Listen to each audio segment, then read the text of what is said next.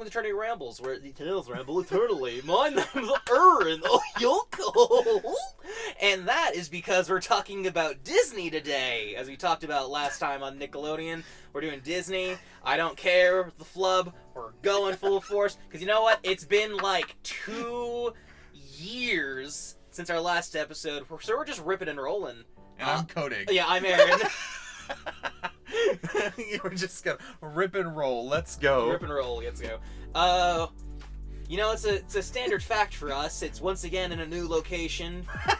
It's a brave new world with a brave new attitude, but we still gotta catch them all. That's the not wrong channel. This is not a pod. What? Isn't? It's Cartoon Network. Oh yeah. That's next. Wrong podcast. That's next time. That's next week. Yeah. Month. What? Year. Next podcast. Next podcast. Unless something goes horrendously wrong, or for randomly we just decide not to do Disney. It's like with our MCU, it's like we did part 1 and then part 2, and then 2 different podcasts, and then 3, I think. That are 2 different podcasts, and then 2 and 3. Yeah. Then there was gonna be that other podcast between this one and the fucking Nickelodeon one, but Which one? the Harry Potter one. Oh, well, that wasn't a planned one per se. That was just one that we recorded and could not use. Yeah, unfortunately. And we actually did record another podcast before this one. It's just neither of us have gotten around to be able to actually. So who knows if this is going to be the podcast after Nickelodeon, or if we're going to have another one in between that and this one. The one for BioWare?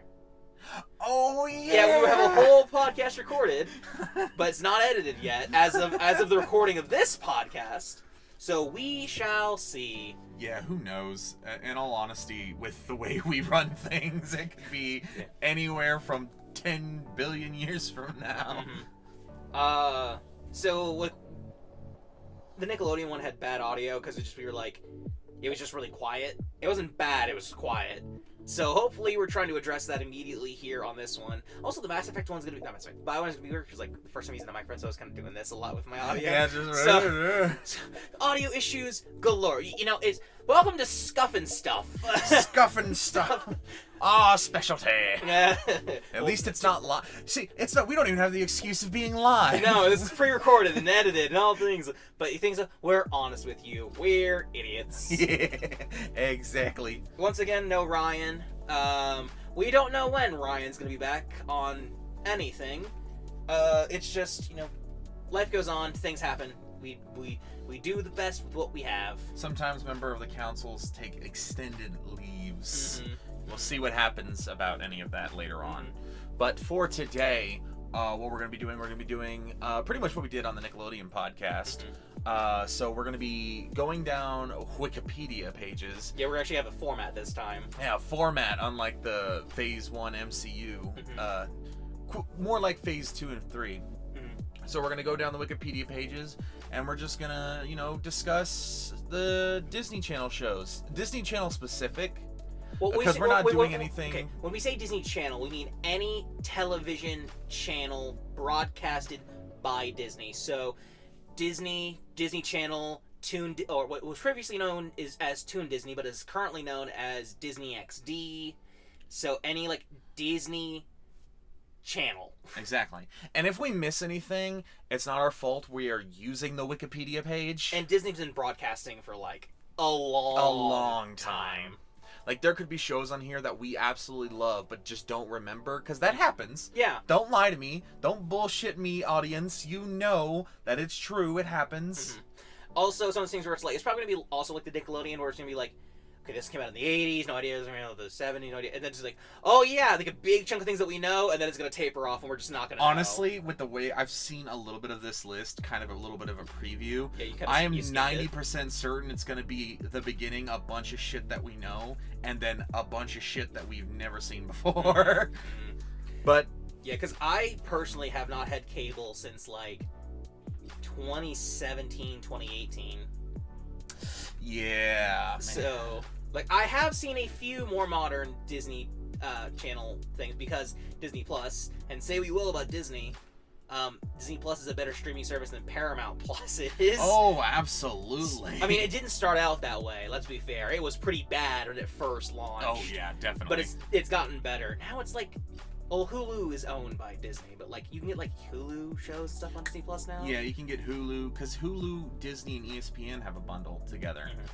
So like I used the ESPN bundle so I could watch sports. Yeah, I remember when Disney first like purchased like ESPN and like Warner Brothers and not Warner Brothers, Fox, and it was literally like Mickey's head edited onto Thanos' head, like with the Infinity Gauntlet, and, like the different when that was a thing. Yeah, exactly. And it'll be nice to look back on this this podcast when we're slaving in the Disney mines 20 years from now. Right. All right.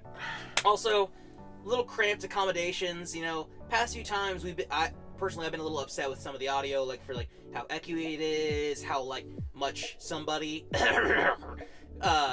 fidgets in their chair.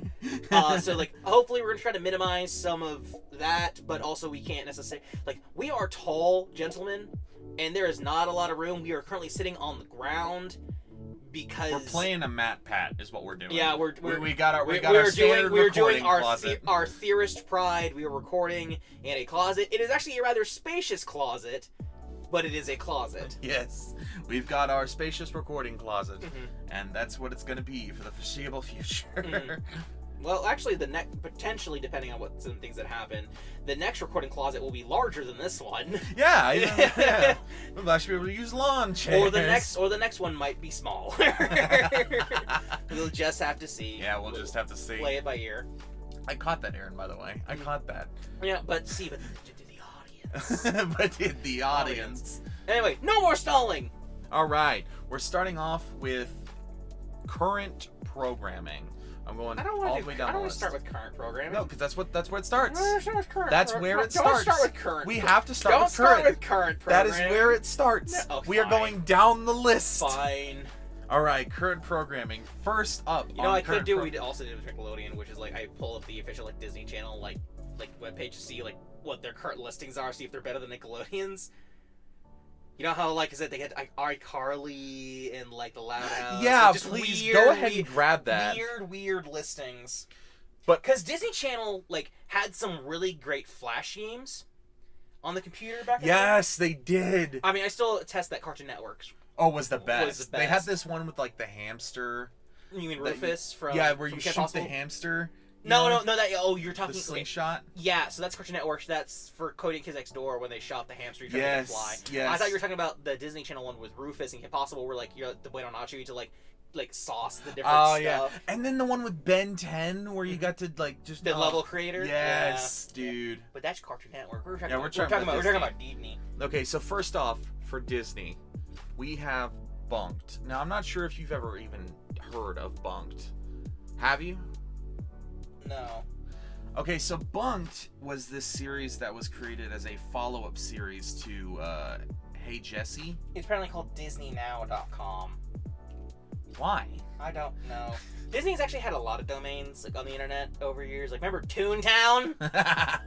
I tried that. Apparently that still has fan servers up. I tried to play it. I got an account. It authorized me.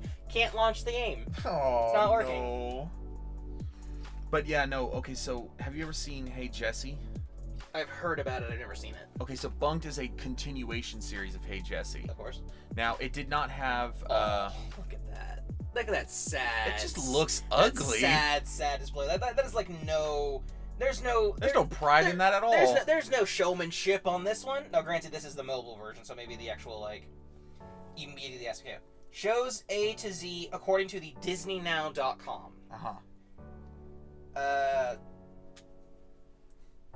Disney Junior, Alice's Wonderful Bakery. Yeah, we're not going to talk about these shows until they come up on here, but like this is what's as they're listed on the Disney.com. Disney.com. As told by Disney Emoji. It could be at Disney Emoji as told by, I don't know. I don't fucking know. Bakugan! Bakugan? Yeah, Bakugan. Are you serious? Oh my goodness! It's a more modern version of Bakugan. Interesting. Be Your Best Snack Down. Because it's a kid's... I've seen Snackdown. Yeah. I've seen Snackdown. Beyblade! Big City Greens. Big City Greens Short Giving. Shorttober with Big City Greens. Big City Greens, the movie Spacecation. Big City Greens Classic. Big City Green Classic 2. What the fuck?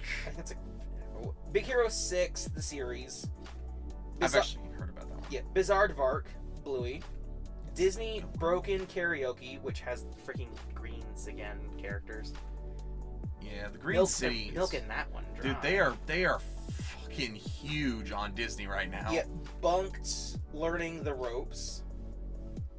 Disney Bunnytown, a Cars tune. Oh my goodness. Disney Chibi Tiny Tales. You know the thing that anime did, where like they kind of put like their most popular shows and made the chibi versions at a show where they interact? Yeah. Apparently Disney's doing that too. Oh my goodness. I see Phineas and Ferb. I see Amphibian. I see Big Hero 6. Chip and Dale Nutty Tales. Choo Choo Soul, which that was back in the day. Like I remember that being whenever I was younger. Damn. Chibiverse. Disney's Descendants. Rolls eyes. Yes. Disney Remix Dance Party, a Disney music event. Why is that in shows? Disney and Descendants, The Rise of Red. Disney's Descendants, The Royal Wedding. It says shows A to Z. These are all movies. It shows A to Z. Disney's Descendants, Wicked War. Can we just skip the Descendants, please? The last two are animated, by the way. Oh my god. Dino Ranch. Remember that. Disney Animals in the Fun House, which is a Mickey Mouse Clubhouse. By the way, I just want to point out, so my mother, right? Mm-hmm. She's gonna watch this podcast, so okay. I want her to hear this specifically. Oh, okay. She really loves Disney's Descendants, like that whole series. I think my youngest sister also likes Descendants. They are awful. I'm sure. The movies are terrible. Oh, I'm sure. Horrible movies. I only give props to the first two because I like Cameron Boyce. in it or something like that? I think he is. Which is not a Disney character? No. He's never been in a Disney movie as far as I'm aware? Now, I like Cameron Boyce as an actor. Well, I did. You know. Did? Well, he's dead. Oh. He died at 20. Like, it was very sad when he died. He had a seizure and pull one out for you, boy. Yeah, exactly. But after he died, I was like, the first two movies were fine. I didn't really love them, but Cameron Boyce's character was awesome because he was the son of Cruella de Vil. Oh. And it was great. Like, he was fantastic. But then after he died, it's just like, it went to shit. So. Disney Hall of Villains, which is funny because I remember House of Mouse, and there was a special where the villains took over, and they called that House of Villains. That is not this. Nope. So that's a different thing because it's in neon or whatever. Disney Holiday Magic Quest. Sounds like something you'd find at Disneyland. Disney Junior and Friends Playdate. We're still only in D. Can we? No, because I think it's just because Disney's labeled literally on everything. I don't know. Disney Summer Magic Quest. Ariel. Yeah, they're not in alphabetical order. Unless they're literally labeling everything that starts with Disney with the label. I don't know. No, because Summer and then Ariel. So A to Z. These people need to learn the friggin' alphabet. If it's like Disney Junior, but like if it just says Disney, I'm just gonna skip that part. So I'll specify it. Because Disney Junior listos el preescolar. So I assume it's Spanish preschool, which like I think that looks like that dude from the Muppets. Like that looks like that guy from the Muppets. You can't tell me otherwise. That looks like Animal from the Muppets. It straight up does, yes. Okay. Well, give me the phone, baby. No. I'm the one who's reading this shit off. Disney Junior Lullabies. I'm the one who's reading this shit off. Nursery rhymes. Police, he stole the property. ready for preschool. Oh, it is the Muppets. Oh, it's straight up. This one's Kermit the Frog. It's. Well, they own the Muppets. Oh, they do? Yeah, they've owned the Muppets for a long time. Because they did do that one with Stephen Hawking? Sam Siegel from... Steven Seagal? No, like Marshall from How I Met Your Mother. Oh, it's still Seagal. Seagal. I think it's Siegel's his last name. I don't remember his first name. Siegel. It's not Steven. Martin? Who fucking cares? Yeah, because they had that movie with him and then the Muppets. Yeah. Disney Magic Moments, Disney Mickey Mouse, that's that new one, was The Code? The Code. The Code. What? You haven't seen that fucking clip? No. Or that's like, is it the new Disney short animated? Yeah. It's Mickey, Donald, and Goofy, and then Mickey's like they're in an old western and they're surrounded a campfire, and he's like, it's part of the code, and he's like, the code? I've not seen that one specifically. No. That's so fantastic. Princess Remixed, Princess Celebration, DJ Melodies, Doc McStuffins. I mean, so far this is listing way more shows than Nickelodeon did. I'm not gonna keep listing listing all of them. I'm not listing. You gotta list all of them. There's no point. That's listing the point. Four versions of Doc McStuffins. You list all of them. That's the point. Doc McStuffins, Bella are in, and Bella are in. Doc McStuffins, the Doc is in. Doc McStuffins, the Doc is 10. You know why they do that, right? Why? Like every 3 make it look like they have more shows. No. Like every 3 seasons or something like that, they have to like revamp or rename the show, so that way they don't have to they can get away with like not paying certain benefits to the people in the cast. That's why Sweet Life of Zack and Cody became Sweet Life on Deck. That's literally why they do that. That's lame. Yeah, it's super stunning. DuckTales, Elena of Avalor, which is good by the way. Firebuds, Gabby Durain and the Unsittables. The Ghost and Molly McGee. That's a new one. Gravity Falls. Shorts Spectaculars, Haley's on It, Hamster and Gretel, which is made by Dan Povenmire. Holidays, Unwrapped, How Not to Draw. Sorry. Yeah, it's on Disney Plus. Inazumi 11 Aries, which is an anime. Oh. Jake and the Neverland Pirates. Oh, yeah, and we'll Jesse, Casey Undercover, Kicking It, Kiff. So it is alphabetized, but really weirdly. Yeah. Kim Possible. Okay, so this is like literally all the shows that they have. So it's literally every show it seems like. Obviously the list we have on Wikipedia is way longer. Yeah. Lego Friends, Lego Star Wars Fear, Lion Guard, Avengers, Mech Strike. I hadn't heard about that one. It's fucking Transformers Avengers. Oh lord. I kind of gotta see that now. I didn't even know that existed.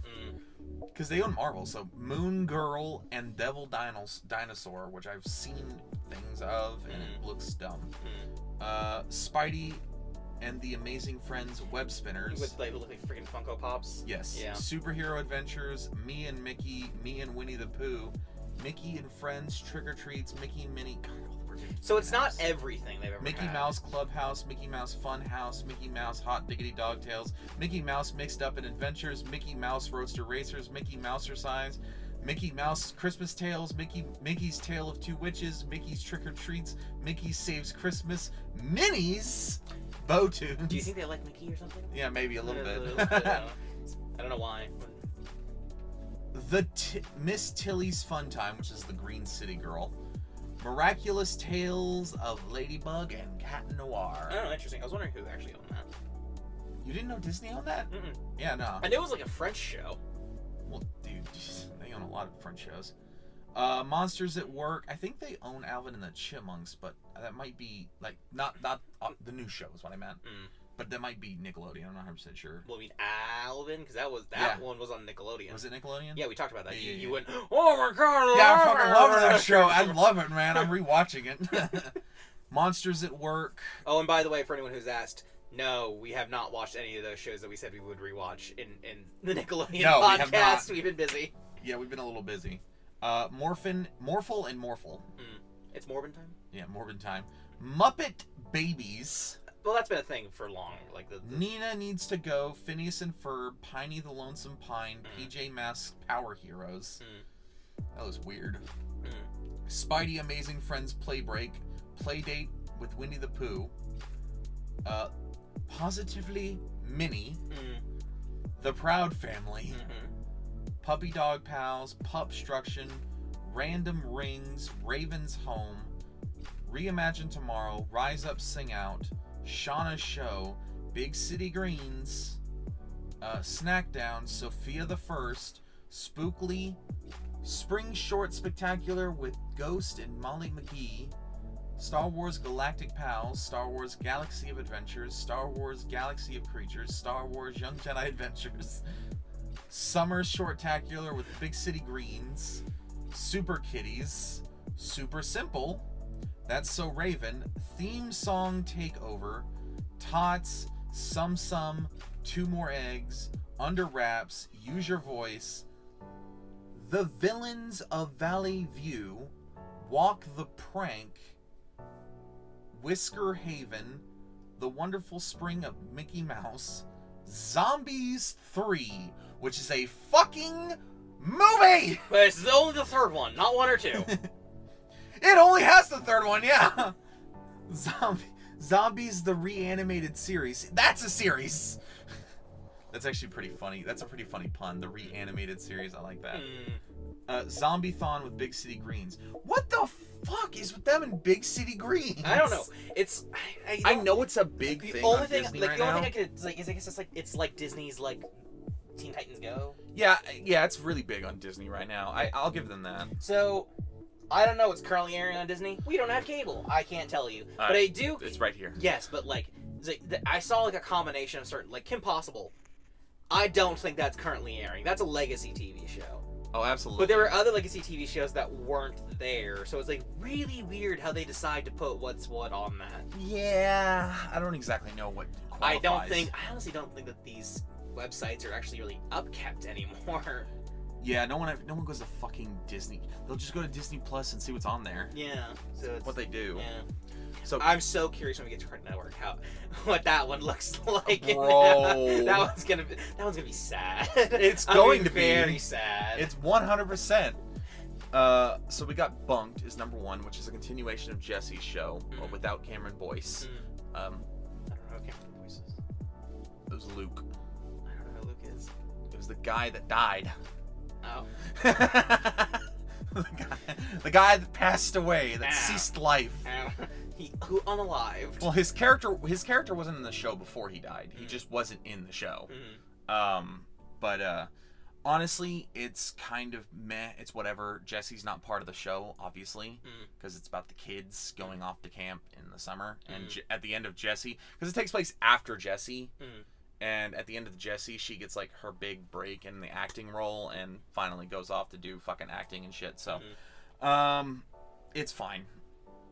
That's about the best I can say for it. I've seen a couple of episodes, never really watched the show all that much. No, fun fact, something I learned. I know we're not talking about either of these channels yet. I found out that one of the main writers of Johnny Test went on to work on some of the later seasons of SpongeBob. That is beautiful. So that's why, SpongeBob changed pretty dramatically at a certain point during its airing. They made a new Johnny Test, right? Yes, I knew that. Yeah, it's 2 seasons. Yeah, so I know it's not. I know we're talking about either of those. I found that out and I wanted to tell you. Then we got Villains of Valley View. Never heard of it. No idea what that is. Pretty freaking scary. Never heard of it. That is, I'm not doing any of these animated shorts because that's just it. They're not shows. They're shorts. Oh, these are animated shows. Big City Greens. No. Here we go. Gee, I wonder. So here's the thing. Never seen it. I have. So, like, when I was in the hospital. Not when you were like. When I was visiting. We were not a patient at the hospital. I was not a patient. My mother was. You're presently at the hospital. Either my mother or my grandmother, I've been to the hospital several times over the last couple of months, but every time I was in the hospital, they had Disney Channel playing on the TV in the waiting room, and I would see Big City. It was always Big City Greens. Interesting how it was Disney in the waiting room. Yeah, I know. Weird. But it was always Big City Greens. Maybe there's like the head nurse just really still like Disney Channel. Like, yeah. That's what it's gonna be. I'm the same way. I'm like, I'm an adult. I will still watch like Cartoon Network and shit. But yeah, no, it was always Big City Greens. So I've seen quite a few episodes. It's actually pretty funny. Like, it actually has a lot of funny events. Unlike Teen Titans Go, it actually has original material with original characters instead of fucking This is not the Cartoon Network one.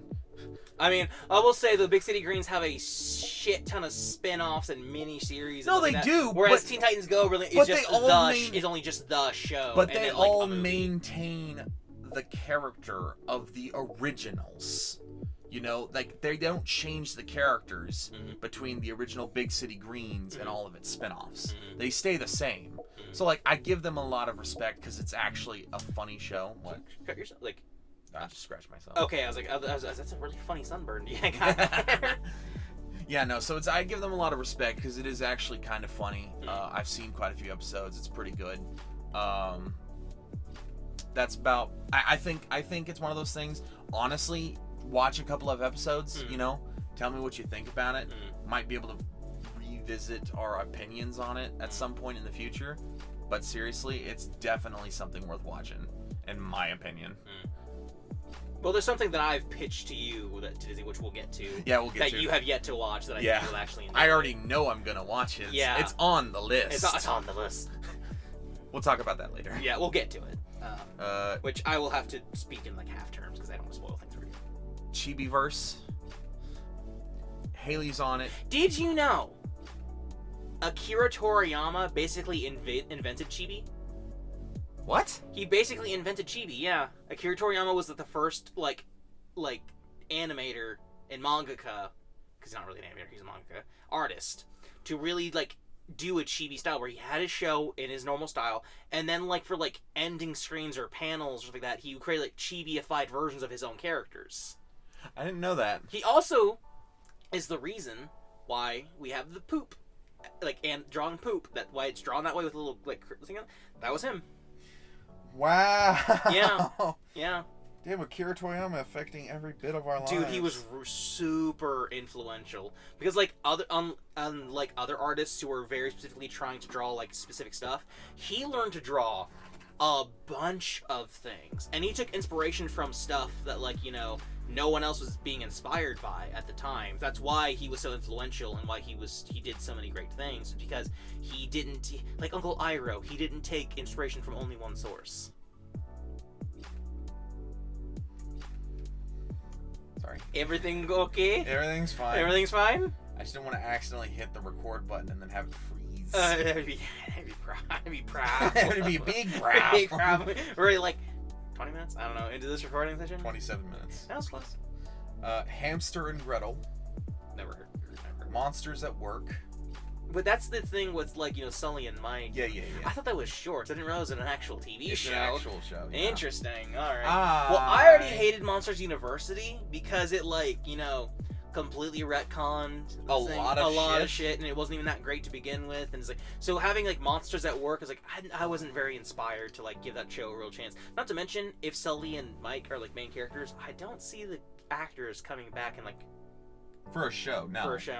Almost never. And also, Disney wouldn't even want to, like, pay them for that. Yeah, no. Because, like, John Goodman, very expensive. Like, he's a good actor, and he's getting up there in age, so he's like, pay me my time, or I'm not doing it. Yeah, exactly. So then we got Moon Girl and Devil Dinosaur, which is never heard of it. Fucking lame. Never heard of it. Dude, it's so bad.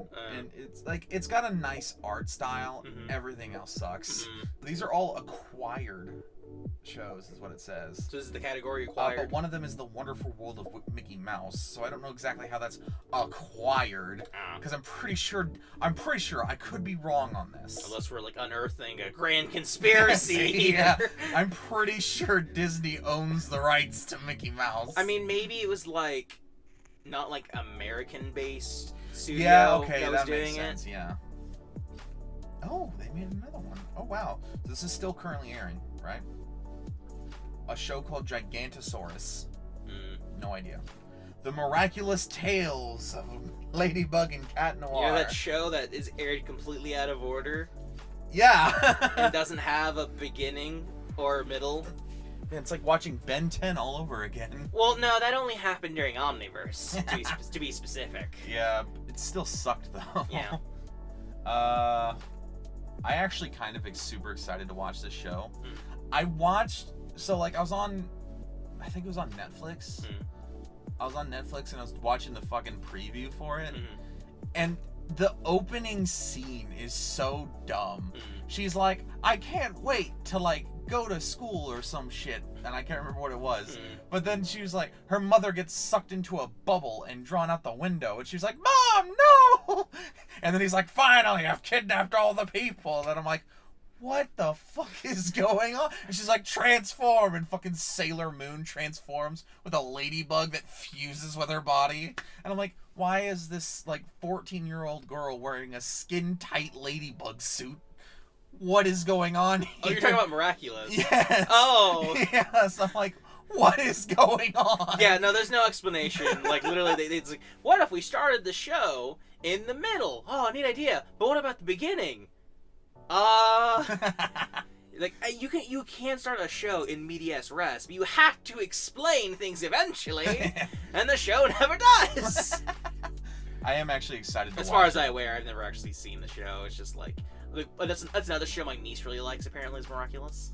Well, I hear a lot of good things about it. I hear it's like one of those ones. But apparently, like the bad guy can only take over people when they're angry, and only one person's allowed to be angry at a time in France. I hear a lot of good things about it. So I definitely want to watch it. But other than that, I haven't actually seen it yet. So I'll probably look up like recommended viewing order online. Like I'm sure fans have like gone in and like this is the order. Dude, because it's one of those ones that I know has like one of those. Hopefully, it's better than the Batman the Animated Series like fan recommended list because everyone's is different. Yeah, we ignore those. I just watched it in release order. Yeah, that's not even release. I don't even know if it's in release order. I've been just watching it how HBO Max is listed out. Yeah, and then after that is Bluey, which all the respect. Another show that my niece really really loves. All the respect, Bluey actually teaches kids good lessons. And from what I've heard from my sister and my brother-in-law, it's actually a show that parents can watch and get and get a certain appreciation out of it. Because like there's like we see you parents, we see you. This show is for your kids, but we see you. Yeah, exactly. And it actually teaches kids good, valuable lessons. And it's not garbage. Like it's not like Peppa Pig where it's like, yes, just burn your house down if you see a spider. Like, come on, George, let's go out inside and splash in the mud. Peppa and George went out to splash in the mud. You just said it! You just said it! Yeah, Bluey is one of those ones I give a lot of respect for as a kid's show. Like, I would want my kids to watch that show. It's really good. I've seen episodes of it with my baby cousin. Okay, up next is Dino Ranch. Don't know it. Yeah, never heard Ghost Force. Don't know it. The Proud Family, Louder and Prouder. Now, I've never seen it. I didn't even know it existed until just now. I know the Proud Family. I heard they were bringing it back. Like, apparently there's like this big controversy that for like an episode or something like that, where like Penny comes home late or something like that, and so her parents like lock her out of the house or something like that. Like, that's bad parenting. How dare you? Blah, blah, blah, blah, blah, blah. I don't know. I've never seen the episode, so I couldn't tell you. These parents were parents in the 90s. Have you met parents in the 90s? Well, it's like the thing is that I liked the Proud Family, so like them bringing it back, I'm like, oh, interesting. I just haven't gotten around to watching it. Yeah, I need to get around to watching. I didn't even know it existed. Now I know it. Now that I know it does, I need to watch it. Another example of the mom being hot. Ha! Yes. Also, like, I didn't even put it together as a kid. It's one of those things where it's like, oh, diversity, blah blah blah. Like, I didn't even like register that like, oh, the main family is like the dad is black and the mom is Hispanic and like the flew right over my head. I didn't even recognize that was a thing. Yeah, me neither. So I mean, like, honestly, it's one of those things where like if you're gonna have a TV show that's aimed for kids that you're trying to like show them like other cultures, other diversity, don't slap them in the face with it. Just do it. Yeah, exactly. Just do it, and then they won't think anything is weird unless their family is like really like. Yeah, really. But you'll be able to like catch other kids before like Yeah, exactly. After that, we got Chip and Dale Park Life. Never seen it. I've heard about it. Never seen it. So, then we have. Is this still currently airing? It says repeats of ended programming. So like stuff that's still showing, but not getting new episodes. Yeah, not getting new episodes. Okay. Yeah. So we have Jessie, which I watched all the time. Never seen it actually. Because it wasn't really your generation. Well, it wasn't really for your age group. I mean, you're like 3 years younger than I am. Yeah, like 3 years younger than you. But like it was literally like right at that end. It's like how iCarly was for Drake and Josh. It's like some kids just grew out of that kind of stuff. I mean, I was watching. I'm saying some kids grew out of that stuff like as Drake and Josh ended and just weren't gonna watch iCarly. That's how it was. I think it's really cool. I like Deb I just Ryan. think a lot of live action Disney shows were like of a similar like style and theme at the time, and then like a change happened around Sunny with a Chance, and like a new kind of era of live action Disney has happening around the time, and I think that Jessie was like in the emergent age of that, and I think that's when I felt like when Kickin' It came out, and like the new pair of Kings after one of the actors. Yeah. He's still the voice in Phineas and Ferb, I think, though, so that's interesting. Yeah, he's Mitchell. No, fucking Jack. Candace's boyfriend, Jeremy. I was like, yes, use your words. So, anyways, Jessie.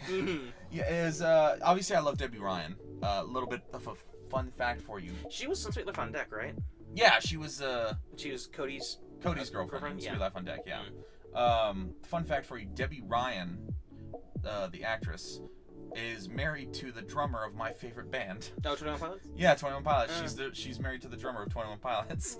I found out when I was watching one of their music videos because she's in it. And then after that is the Raven's Home, which is the continuation of That's So Raven, yeah. which only got one season. I'm not shocked.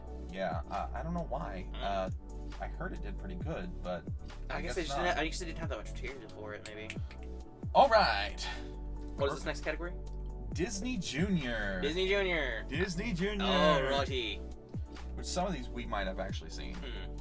First of all, we have Mickey Mouse Clubhouse. I've seen episodes. OG. I think it is perfectly fine. Adequate. Obviously, I was too old at the time to really get a lot out of it, but I thought it was a like, if I had children at the time, I would be perfectly fine watching this with them. Yeah, I would still be perfectly fine watching it with kids. And it came out when I was a kid. I actually watched it as a kid. It came out in 2006.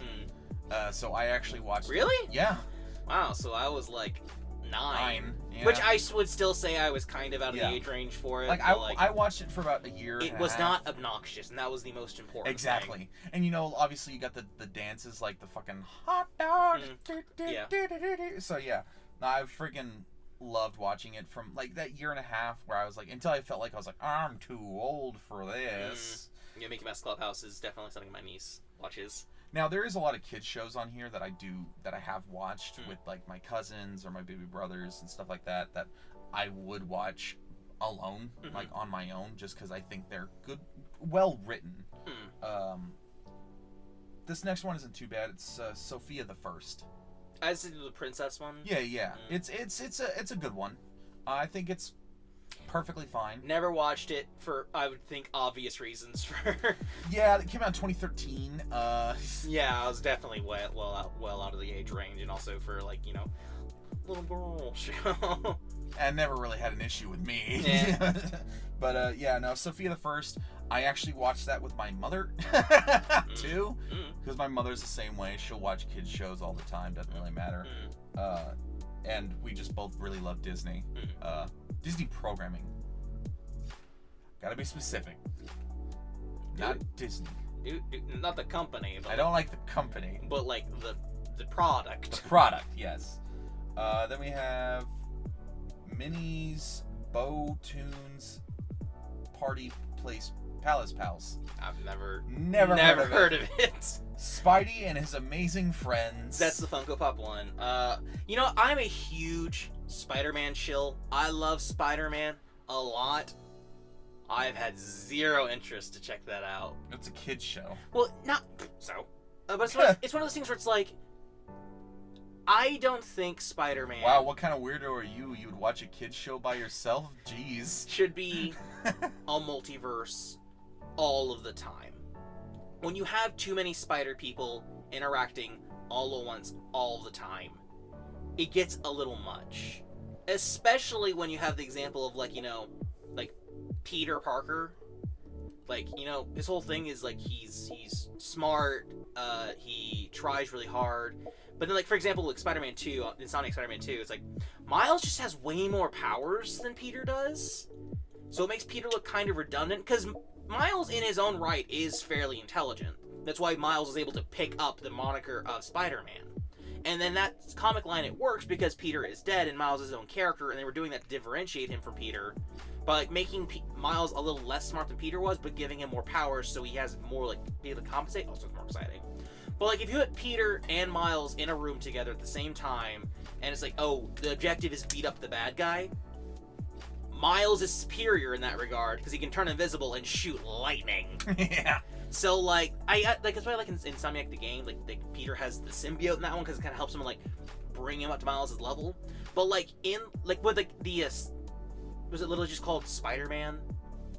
Because that was on Disney. I know that for a fact. We're gonna get to a Spider-Man. Are we talking about the Amazing Spider-Man? Okay, it was I don't know. It was the one that was after Ultimate Spider-Man with Drake Bell. It was the next one. I know Miles and Gwen are in that at least a little bit, and I'm like, Peter doesn't have a place in the show if you have Gwen and Miles in the same universe, not in the multiverse, but in the same exact universe. Yeah, I have no idea. Like, Peter interacting with other superheroes in general, I think is fine, because they will have different powers, different skill sets, all these different things. But, like, Peter, along other spider people... Well, there's a reason why the Clone Saga failed as a comic book line. Yeah. Yeah. So, a kid's show with, like, all those... Like Spider-Man and his amazing friends, that's one thing, but Spider and his spider pals, as a concept, not a huge fan of. Then we have Mickey Mouse Funhouse. Which I assume is a continuation of Clubhouse. Probably, with different animation, probably. Then Firebuds. Super Kitties. I have no idea. Never heard of it. No idea. Star Wars Young Jedi Adventures. Never heard of it. Okay. And Pupstruction. What? What is that? I have no idea. Pupstruction? Look it up. I don't fucking know. Let me look at this shit up. Pupstruction. Oh, it's Pup Construction. Oh, I thought it was like Pup Destruction. Yeah, that's what I thought. I was like, what? Yeah, so you look at this. So it's like Handy Manny or the Bob the Builder, like but dogs. But dogs. So it's Paw Patrol meets Handy Manny. Yeah, exactly. That's all it is. Pupstruction. Okay. Okay, this next one, we're just going down the list, so I don't want to hear no fucking objections, is upcoming programming. Fine. We're gonna have nothing to say about these unless they're like continuations or something. Well, Wizards Beyond Waverly Place. Oh. Okay. Wizards Beyond Waverly Place, I'm excited to watch, and that is about all I'm gonna say on it. The rest of these... Hopefully it turns out better than the iCarly reboot. The first 2 seasons were fine. After that, it's kind of meh. I don't care about any of the rest. Overheat and explode. It keeps Oh, they're doing a Sophia the First spinoff. Nice. Here we go! Here's where we actually know shit. Was that all it said in upcoming production? No. Just none of these we would know. Yeah, okay, so. Here we go. Originals. Animated. Here we go. Specifically.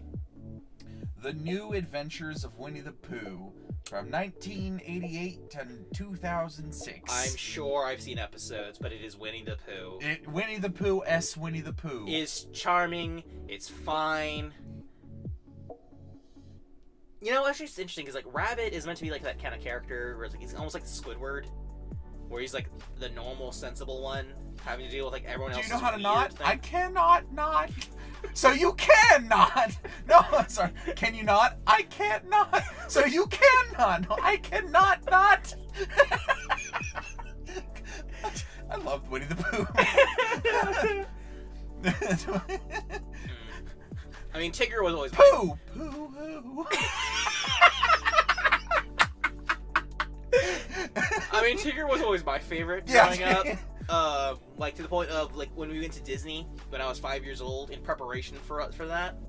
I was literally given a giant Tigger stuffy and like a little Tigger like explorer hat, where it was like you know like those like hard hats like safari people wore in like those old movies. Yeah. Yeah, it was like one of those, like it wasn't an actual one, but it was like a felt one, and it had like a Tigger tail and like Tigger ears. Oh, that's adorable. And my sister got a Winnie the Pooh version. So I've always loved Disney. A little bit off topic here, but still on topic. I love Disney. I've always wanted to go to Disney World, but I didn't go to Disney World for the first time until I was like, 22? And I don't care if this makes me sound childish, but dude, I was getting pictures with all the fucking characters. Of course, it's half the reason you go. And I was like, dude, even like the Disney Junior characters, like the first, like you know, as a man, as an adult man, you know, you kind of expect certain things from these characters to be like, you know, like you're not a child, you know, so you don't expect to be treated like a child or to have certain things. But then this character from a show that I hadn't actually seen called Vampirina, right? It's from a Disney Junior show. Gave me a hug, and I was like, this feels fantastic. It's like I'm getting a hug. I haven't felt this level of love for my entire life. Have you heard that story about the Gaston actor in Disney? Yeah, where he's doing push-ups. He's doing the push-ups. And he starts doing one-handed. Maybe he needs a hand. Because Gaston is the only character that's allowed to be rude. Yeah. And he's explicitly told to do so, and I love it. I love Gaston. But unfortunately, he is only in Disneyland, not in Disney World. But they're thinking about bringing him over to Disney World. I really hope so. Well, Disney has like 13 parks across the globe. Yeah, exactly. So yeah, Winnie the Pooh. I was also a big Tigger fan growing up, obviously, but like I just loved Winnie the Pooh. Like me and my brother had matching Winnie the Pooh t-shirts when we were babies. Huge Winnie the Pooh fans. I always loved Eeyore. Eeyore was my favorite, believe it or not. When I was a little kid. As I got older, it was Tigger. Now I just like, it's fine, Winnie the Pooh. I won't go back and rewatch it, because like that it really is one of those shows. It's like, you know, you can't really rewatch as an adult. Did you watch the live-action Christopher Robin movie? No, I haven't. Neither did I. Yeah, it has Ian McGregor, so it's like I might, but like I just haven't cared enough to watch it. Next up, we have Chip 'n Dale Rescue Rangers from 1989 to 2000. Oh my God! Fire! Opening theme song. Haven't seen it. Sometime, some crime gets slipping through the cracks. I know, like, it's so good. It's like, Chip and Dale. It's so good and it's not getting catchy. A copyright strike on a... It's like 3 seconds, and it's not even the music, it's the lyrics. It's like, what Autobot do they have that's gonna, like, catch, like, that theme song? I don't know. Disney has multi-billions of dollars. Who knows? Well, it's a really, really great theme song just itself. I've never actually seen the Chip 'n Dale show. Okay, so it's Chip and Dale, obviously, as like, and they have like Monterey Jack is a mouse that helps them, and then also they have a fly whose name escapes me, and then Gadget, who is a mouse, so you can guess what her role was. Yeah, she's the one with the fucking. Everyone's like. But she wears like the goggles on her head. Yeah, that's the one. And people do. Weird, all the furries. Do weird thing.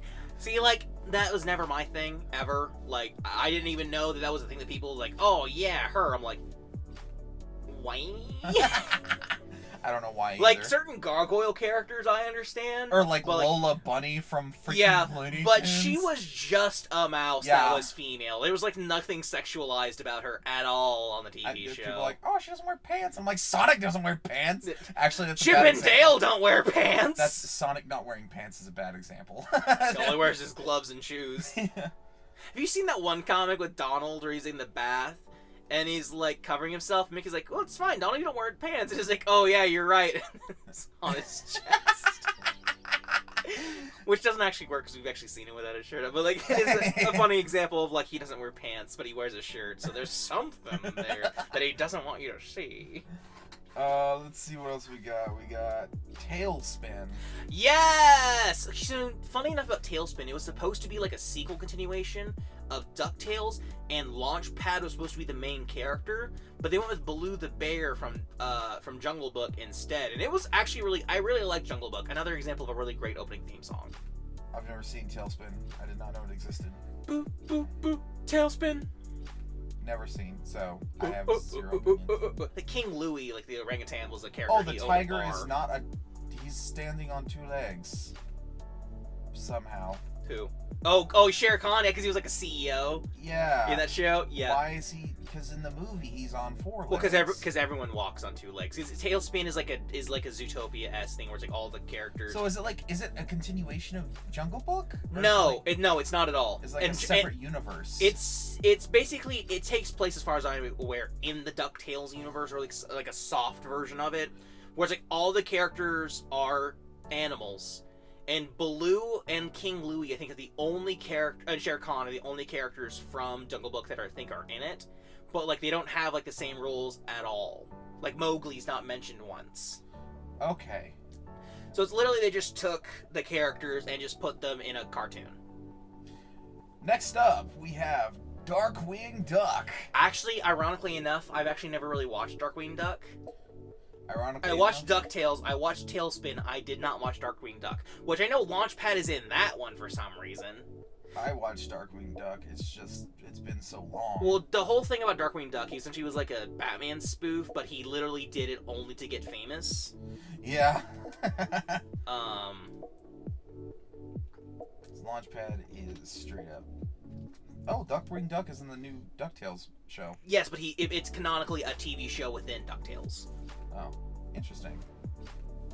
Yeah, DuckTales made a lot of references to a lot of like that era of cartoons in its run. Then we have The Adventures of Gummy Bears. I watched that too. Wasn't a huge fan of it. You know what literally was?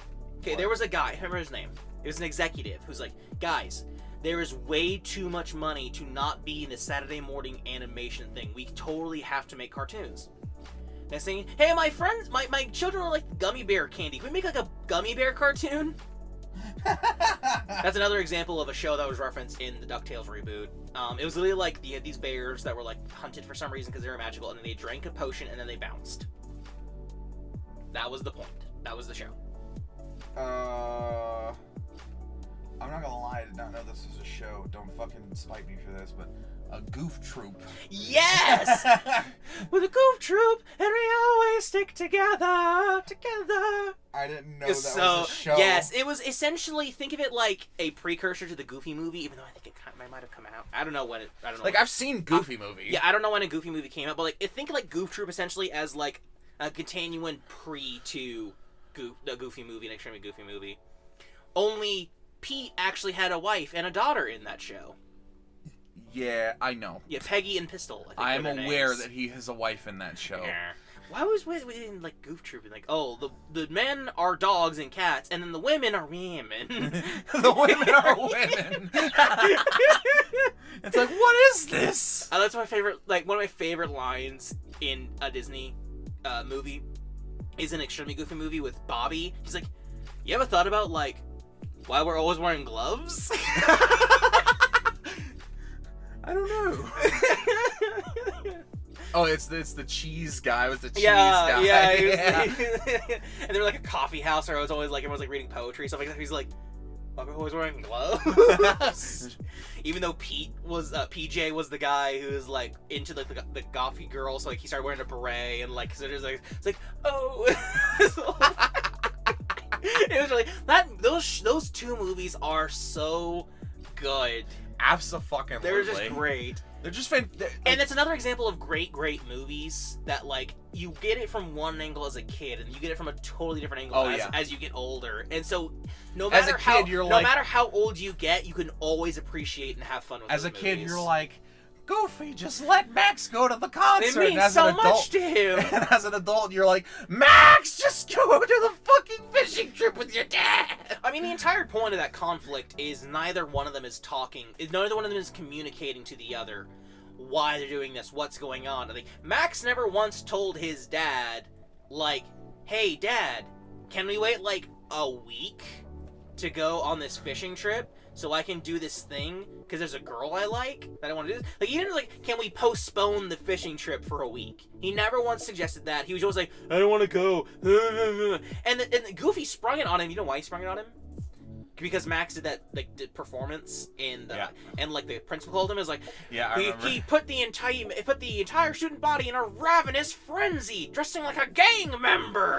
I'd seriously suggest you reconsider how you're raising your child before he ends up in the electric chair. I was like, so Goofy was like, but he like never once talked like he literally is like I think he said at one point is like. He's like, Dad, why are you doing this? Because I don't want you to end up in the electric chair. And Matt was like, what? But no, I do kind of think that Max was being pretty unreasonable in that movie. But absolutely. Was also the example of just talk to him.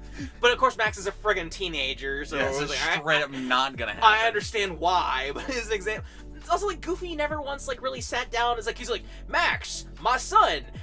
What you want to do this summer? We're going fishing. Like, because it's literally out of nowhere, just like, we're doing this. Like, yeah. You can't do this. You kids have plans. So come on, Gohan. You can't kidnap your own child. I don't know if that's true. I think I need to look into that. factually false. Yeah. Now, actually, funnily enough, with Gooch Troop, I don't actually remember the plots of many episodes. Dude, I don't remember. I didn't even know it existed. I just really like the theme song. I remember that sticking out to me a lot. As the theme song was so good. So then we have Bonkers. I watched Bonkers. I did not watch. Basically, at all. it was, I knew of its existence. Basically, he was a bobcat who was an actor, and he got fired, so he had to be a cop to pay the bills. Yeah. But it was weird. Apparently, that was originally supposed to. It was. One could say. Bonkers. Apparently, it's supposed to be kind of a continuation from Who Framed Roger Rabbit.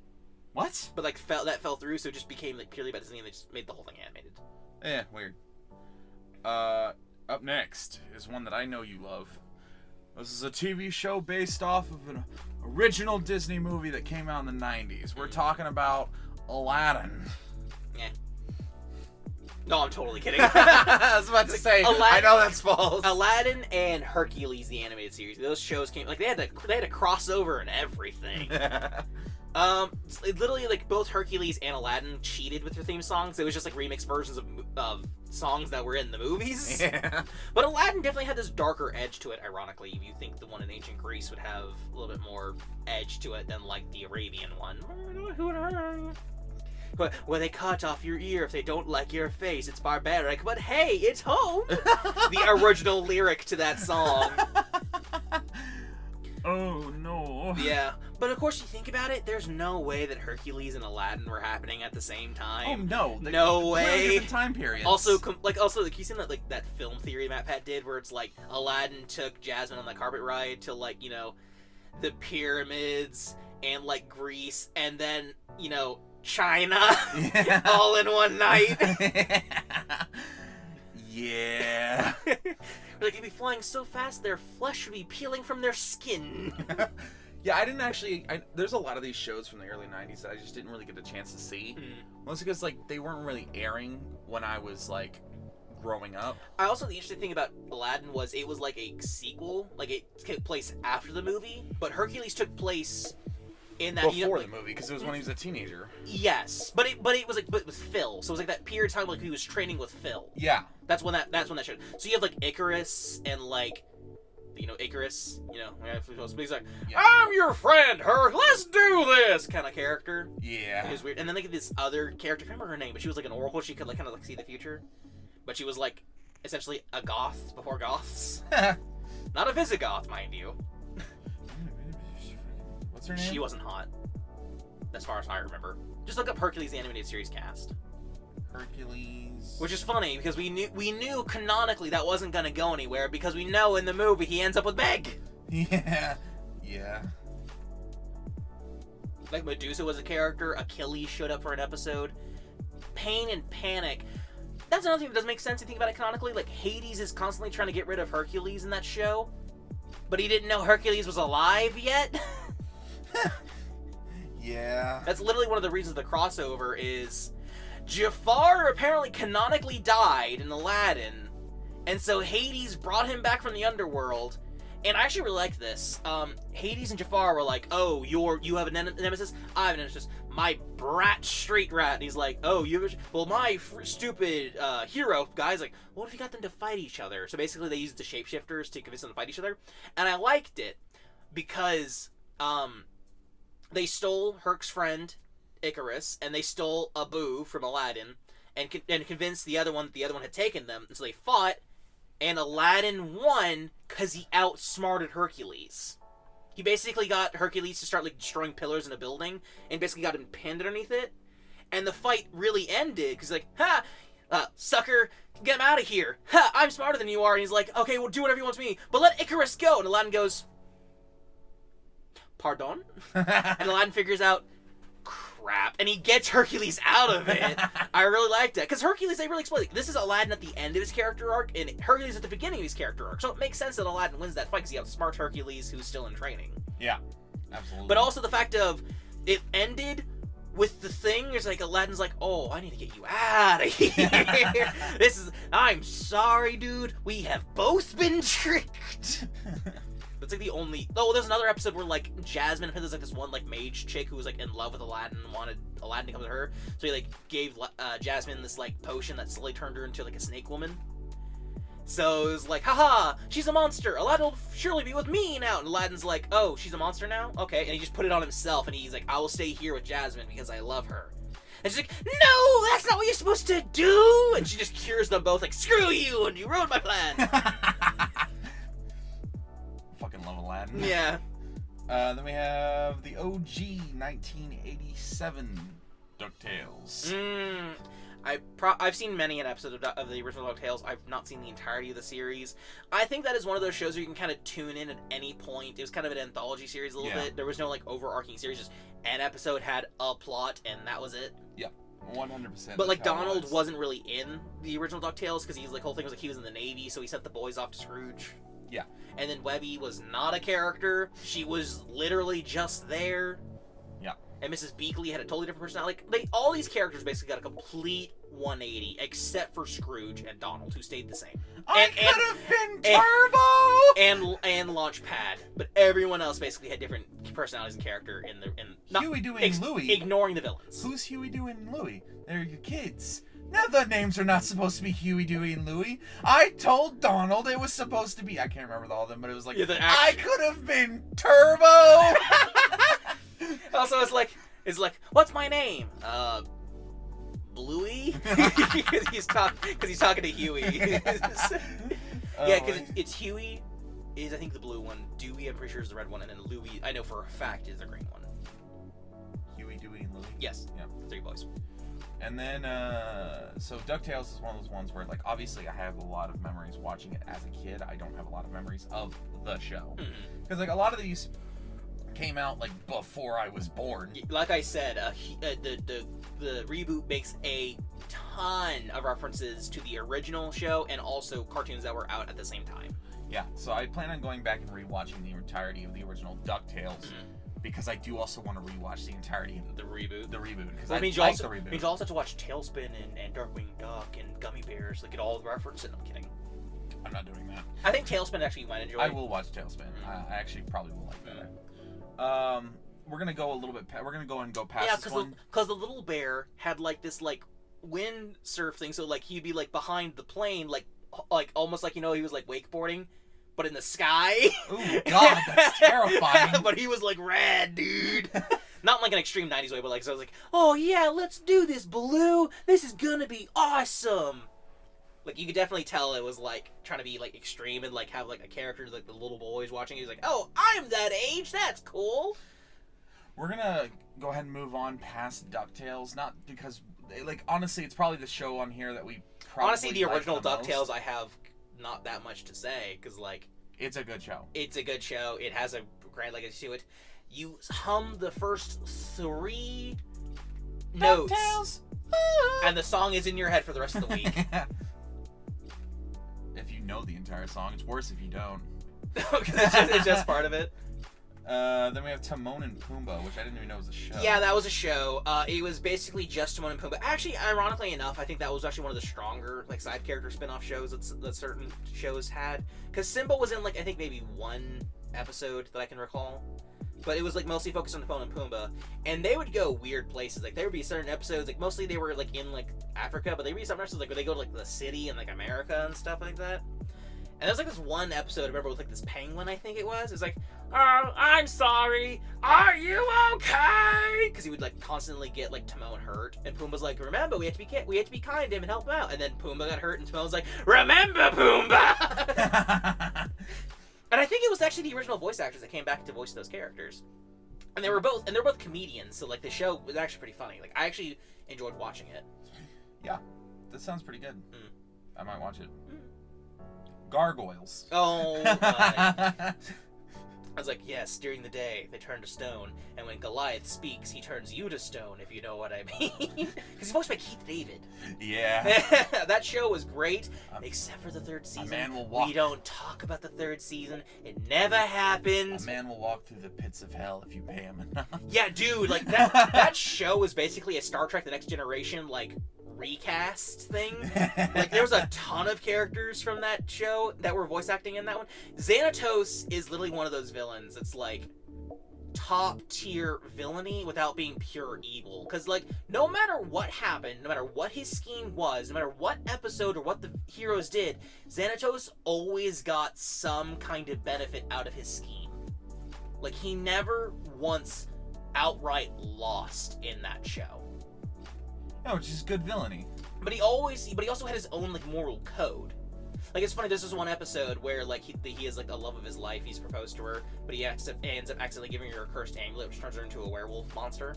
And so at first, he tries to, like, trick the heroes into helping him, but, like, they've been in the song and dance before, so, like, it's like, we don't believe he's interested, so they go leave, because he has to admit, it's the woman I want to marry. He's like, I don't want to admit my weakness to you guys, but they're the freaking heroes. They're never going to think that you having a wife is going to be a weakness. Yeah.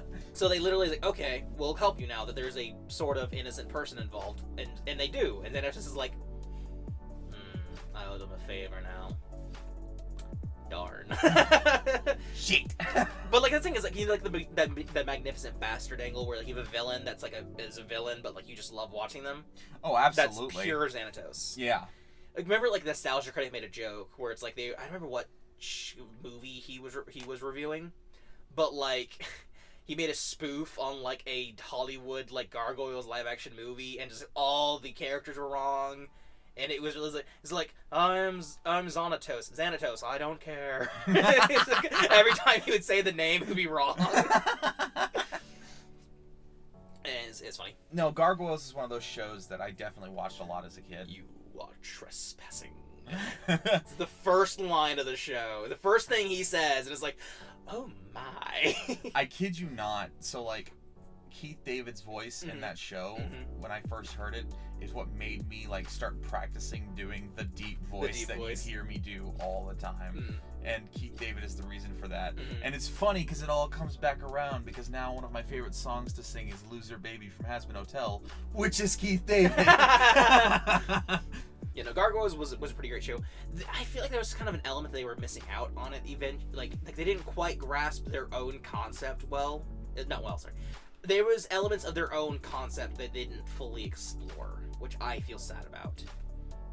Because it was New York. Always New York. It's always New York. So you had these gargoyles, these like monstrous creatures that patrol the night, doing things. That's another thing. Xanatos knows where they are. He knows they turn to stone during the day, but he never once is like, oh, they're in my way, I'll just destroy them during the day. He never once pulls that card. Well, what's the fun in that? Yeah, it's like another example of like, it's like, well, I could do that, but then, you know, because he sees them as an asset. He's like, if I can get them to do things that I want, why destroy them? Yeah, exactly. Now they'll stop some of my plans every now and again, but I'll always get what I want. I'll get something out of it if I play my cards right. He always did. Exactly. Good villain. Good villain. Really good villain. Great villain. Next up is Quack Pack. That was like a super 90s, like... Super 90s. I couldn't even tell you the theme song. It's like grunge teen DuckTales. Yeah. Ooh. The best thing about the Quack Pack was, like, it made, like, Huey, Dewey, and Louie, like, when they were in the House of Mouse, like, the band, it, like, just, like, them kind of, like, rocking and stuff like that, but, like, it was weird, because they had, like, drums and guitar and stuff like that. It was meant to be, like, you know, like a club, like mimicking, like, those old, like... But they never once had music like that in one of those clubs. But, you know... yeah, I never watched Quack Pack. I never watched Quack Pack. Never watched it. 101 Dalmatians, the series. I watched that a little bit. I didn't. It was fine. Yeah. Mighty Ducks. So, my dad and I would actually watch cartoons together periodically. But the thing is, it was not on Saturday mornings, it was on Wednesday evenings. Interesting. And the Mighty Ducks... and Gargoyles would come out. Yeah. I just looked it up. Yeah, no, I've seen this. Yeah, would come out. And maybe this is Mandela effect, but I swear I said that Gargoyles was better, and my dad thought that Mighty Ducks was better. Which, if you know, like, me and my dad, which obviously Kodak does, but you got other stuff, you would think it'd be the opposite. And I might be Mandela effect myself with that. But I swear that was the relationship where it's like, I liked Gargoyles and he liked the Mighty Ducks. I'm probably wrong. But my memory says that. That is what I am going for. Well, your father's probably not going to watch this podcast. No one to argue with me! I rewatched, like, the first few episodes of Mighty Ducks. It is so, like... Not hold up? Does it not hold up? No, not really. Damn. Because literally it starts with our alien world where we're all ducks and we all play ice hockey is invaded by aliens and the lead alien is voiced by Tim Curry!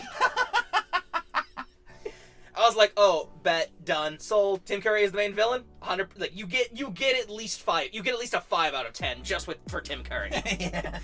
But like no, it's like literally that first like episode, maybe 2-parter. I don't even remember if it was a 2-parter, but it was like because it cuts to like, how did you get such a popular ice hockey team of skating ducks? Like, well, you see, and like the guy tells the world like the Mighty Ducks story because they told him.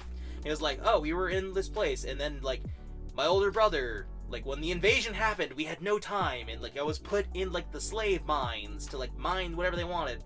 And then my brother came back and saved me, and we joined the rebellion, and we were launched into a ship across the galaxy, and my brother sacrificed himself to save us. And so my young, youthful teen, like, has to become the leader energy, completely vanishes, and I just become generic leader man as soon as they put the mask on. The funny thing is, like, that also had, like, 2 girls in it, actually, interestingly enough. Wow, unheard of for the 90s. 2 girls in the 5-man band, which I think was a 5-man band. Do you want to know what the big guy's personality was? What? He was like a Zen monk dude. He's like, force is required here. And like you had like the smart one was the girl, and then also like this other like 90s like action girl, but like it never got like. She never was dull, in my opinion. Like, sometimes you all these super duper badass action people that don't have personalities because they all have the same personality. It never fell into that category. The leader was definitely the blandest. He lost all of his personality after he became leader. I didn't continue watching the show because it was mostly just bland. It was basically a standard 5-man band like action like superhero show, but they also played hockey and were ducks. Fantastic. 5 out of 10. Tim Curry. But Tim Curry's lips. Then we have the Schnookums and Meat Funny Cartoon Show. I've never heard of that. Neither have I. I'm looking that up. It's so funny how like you've listened to all these cartoons and like I've like known all of them and referred like I've never heard of that one. I still don't know what it is. Something with a cat and dog. We're skipping that.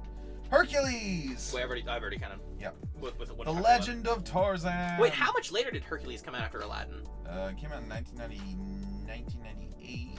Aladdin came out in 1994. Well, I guess because Aladdin came out first and then Hercules did. Yeah. So that means Aladdin was on for a while. Yeah. Interesting.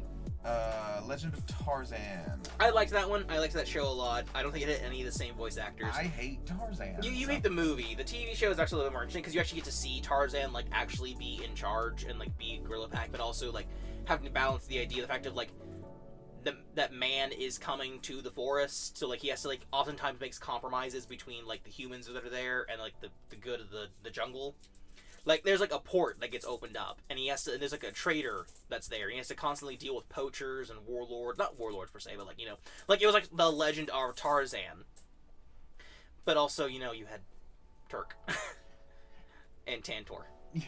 I have a monkey! There is one episode I remember where, like, Turk would always, like, tool on Tantor because, like, Tantor was always scared of everything. But then, like, Turk experiences true, like, near-death experience and, like, gains some of Tantor's fear. He's like, Tantor, how do you do any of this with all this fear? He's like, oh, you should know certain fears. Like, for example, fear of heights is acrophobia. Oh, spider! That's called arachnophobia. That's how I learned what arachnophobia was, and I knew I already had it. I didn't know what it was called until I watched that episode of Tarzan. Here we go. Actually, it's funny because you have Tarzan, like, how like they'll sometimes like take like they like Disney orders a TV show, so they'll make like a couple episodes for it and then they cancel it, so they like repackage it to be like a film, like they did with Atlantis. Yeah. Well, they did it with Tarzan too, but Tarzan actually got a TV show, so I don't know what the hell Tarzan and Jane the movie was. Who fucking knows? I watched it. Now we're getting a little bit more towards my generation.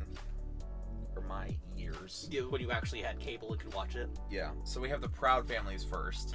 2001. You and me will always be fine. Never did it as you were saying that. I don't know the lyrics. I don't know. But it was very catchy. Like, it was very, like, smooth theme song. And, like, I agree with you 100%. Like, yeah, it was one of those shows that's, like, you don't even look at the racial aspects of it. You just kind of... No, because when you're a kid, you're just watching it, yeah. And it kind of introduces you... I think it's a great way to, like, you know, kind of pull kids out of that. Also, the fact that one of the characters was, like, just called Sugar Mama. Yeah! Poor Oscar. Yeah. Poor Oscar. Up next is one... You remember the Proud Family movie? Like, when on the island, that one guy made peanut clones? No. You haven't seen it? No. So weird, dude. So weird. I've seen the Lilo and Stitch Proud Family fucking... You know, like, the one character that was, like, you know, the mean girl that was also, like, Penny's friend, and he had, yes. like that grandfather with, like, green hair? Yes. And he'd always say something in pure Spanish, and they go, Wah! I never read the subtitles. Like, as a kid, I never read this. They told you exactly what he was saying. I never read the subtitles, so I never knew what he was saying, even though they told me what he was saying. Up next is one that I know that we both absolutely love. And, by the way, Proud Family is where I get Yatchit from. Oh, really? Yeah, because that was in, I think, the Proud Family movie. Because, like, the friends trying to get to the island, they just, like, one of the characters, I don't remember his name, the one guy that they hung out with, who was, like, you know, DJ kind of looking. Yeah. Yeah, he was, like, yacht sitting for, like, a friend of his who was, like, 50 cents, but not. He was like, no, you can't take the Yatchit. That's where I get that from. It's from Proud Family. We got Kim Possible. Kim Possible. Beep, beep, beep, beep. Which I know you had a whole thing where, like, like you told me last on the Nickelodeon, like, you did not like Ron. You hated Ron. So therefore, you did not like the Ron and Kim romance. No. I did not. I did not like Ron. Apparently, So the Drama movie was supposed to be the finale of that show. Which makes sense. Like, that movie feels very climactic.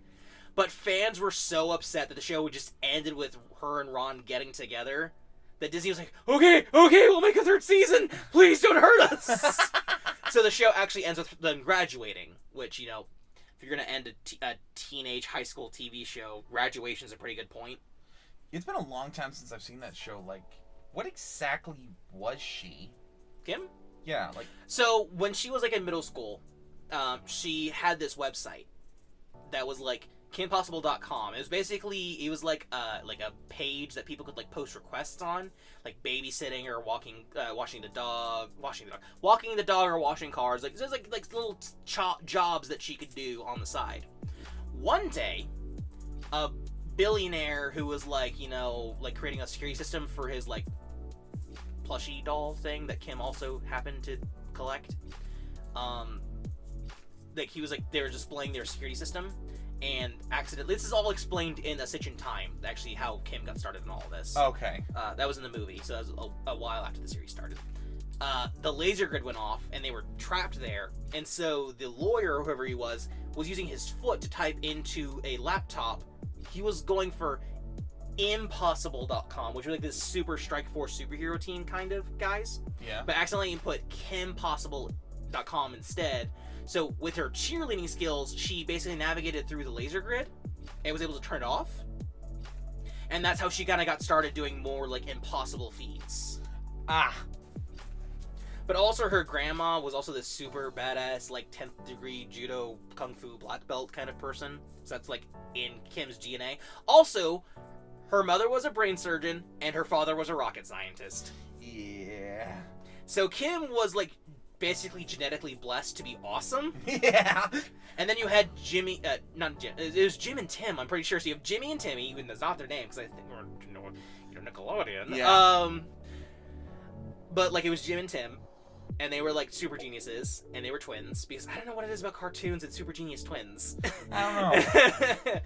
I do kind of like how, like, different shows would shake up, like, who was the genius, if it was the younger sibling or the older sibling. They would kind of vary that one. But it was, like, another example of, like... But Kim Possible is just like, everyone's a genius, except Ron. Yeah, because you had Wade, and you had you had Jim and Tim, and then you had your parents, all this stuff. I remember one time she's like calling her mom, was like, I don't have a date to the dance. What are we gonna do this whole thing? And then she's like, oh, Kimmy, sweetie, I'm sorry. And it's like, my son doesn't have a date yet. Really? He doesn't? Mom, are you on speakerphone? She's like doing active brain surgery. He's like, hands free is the way to go, sweetie. And like, the rest of the team is like, hi, Kim. It's like, Mom. And then you had Dr. Draken and Shigo, where like they're arch enemies. Yeah, obviously. You mean? Don't you mean Duff Gilligan, the greatest golfer in the world? Don't you mean Shiego? Shiego. Where's the? Where's the? She go, she gone. She go, she gone. Because it's she and ego. That's not even. No, that's not even true. Because she was a part of Go Team Go with her brothers. So it was he go, she go, I go, we go, and they go. The twins. Oh, that was a season 3 episode, I'm pretty sure. I don't even know. Dude, this show was a lot older than I thought it was. Lilo and Stitch, the series. Yeah, so basically it was Lilo and Stitch the movie, and then Lilo and Stitch 2, Stitch has a Glitch, and then not Leroy and Stitch, there was like another movie that began the series, and then Leroy and Stitch was the series finale. You remember, like, when we were at the old house, like, I was actually kind of, like, watching a couple episodes in the living room. I don't remember, dude. Like, Lilo and basically, Stitch. It was like, you know how Stitch was Experiment 626? Yeah. Well, basically, every episode was dealing with, like, one or two of the other 620. Yeah, I remember that. I watched the show a lot, and I was like, it's like so you had those two ones that were like almost exactly like Stitch. You had the one with the fucking cheese, 625, and then the female one. Well, I think it was 624. Which is just like, I was like, and then Jumbo got sick of Stitch being so like arrogant and like, oh, I'm the best, so he made 627. And then he just went away, and then they made Leroy and Leroy and Stitch because, you know, Dr. Jacques von Hamsterville. Jesus, these. I mean, I think Lilo and Stitch is great. I don't really have much to say. I think it had a pretty great formula. Do you know how freaking popular Lilo and Stitch is in Japan? I'm not shocked. They have a bunch of like series There's about a lot of where like Hawaiian Stitch stuff. where Stitch and Lilo get separated, so he has to deal with like this other girl, and then apparently he meets Lilo, but it's not Lilo, it's Lilo's daughter, because he's been gone for years apparently, and nobody noticed. Wow. Because you cannot tell me that Lilo was unable to find Stitch. He's a little ball of terror. Like, oh, there's so many reports on the news that this little blue thing picked up a building and whacked another thing with it. Hi. How. Wow. How trippy would that be if you went to get a dog and it stood up and hugged you? Dude, some of these Fuck. Dude, Stop! I have just deemed this situation to be far too hazardous. Don't worry, I won't shoot her. No! That girl is part of the mosquito's food chain. Here, educate yourself. He's using that girl like a shield. This is low even for you. I am not worried. Did you know that was the weird thing about that show? Like the movie, like the cover-up the CIA used to get the aliens to leave humanity alone? Is that mosquitoes were an endangered species and they fed off of humans, so they needed to leave them alone. So Earth was considered a like wildlife preservation. That is a key plot point in the first film. And as an adult, I'm like, I'm sorry. Do you know how many endangered species we have on this planet? Why mosquitoes? Because it's the joke of their. The joke is that I guess because humans don't have a natural predator, so they had to like spin it like, well, mosquitoes eat from humans. Yeah. Some of these shows are a lot older than I was thinking. Like Dave the Barbarian. Yes. It's 2004. Barbarian. Barbarian. They must have made a remake of that because I could have sworn I think they did. A part of that coming out like not that long ago. I think they did. I think they made like a reboot kind of thing. It had to be a reboot because like I haven't actually seen it, so I don't actually know. But the Dark Lord Chuckles the Evil Piggy. Let's see. After that, we have Brandy and Mr. Whiskers. Brandy and Mr. Whiskers. Brandy and Mr. Whiskers. You know, that theme song sometimes gets stuck on loop. Like, not even like a proper loop. Like, so like that's not just like loop. Like a period will that song will hit again. Circle back. I swear to God, that show came out when I was much older. Nope. I swear, but it came out in 2004. Yep. Like, well, a lot of these shows aired for a long time. Like, even though they weren't making new episodes, they just kept them on reruns. Yeah, because, like, I swear. I was like, oh, this show, like, I was like, oh, this is a new... No, there's no way! Okay, it's getting hot in here, so I'm going to open this for at least a little bit. Okay. Because it's getting too much for, like... Because we's in summer in Texas... Like, it was too damn hot to just, like, because there's no AC or no fan in here, so I'm going to open the... So if the audio quality dips for a minute, I do apologize, but, like, I got to open the door at least for a little bit. Then we have... As soon as I opened the door, it got way cooler in here. American Dragon Jake Long. Yes, so only 2 seasons, which is a little sad, but at least it actually got a continuation as far as... not a continuation, a conclusion as far as I remember. Yeah, the fact that it even got an ending. Huge shift in art style on second season. I have no idea why. I assume I it was for big buffy. I assume it was like buff boy. That's the funny thing is I think Jake's design, like the second season, is actually pretty good. I just do prefer his original dragon. Yeah, I like big buff dragon. Like, I mean, I understand because like in the first season he was more like Eastern dragon. No, Eastern. No. Yeah, Eastern dragon. No, well, Western dragon. Western in the dragon. second one, he's more well, Eastern depending dragon. on what you freaking like, where you are in the world, whether you're West or East. Yeah, but most people quantify the West as like Europe East, and like, East is Asia. Yes, but also like you have certain like people say like I don't know, whatever. Screw it. Yeah, but like they made because he was like he was at least half Chinese, so like having his dragon form be like elongated makes sense.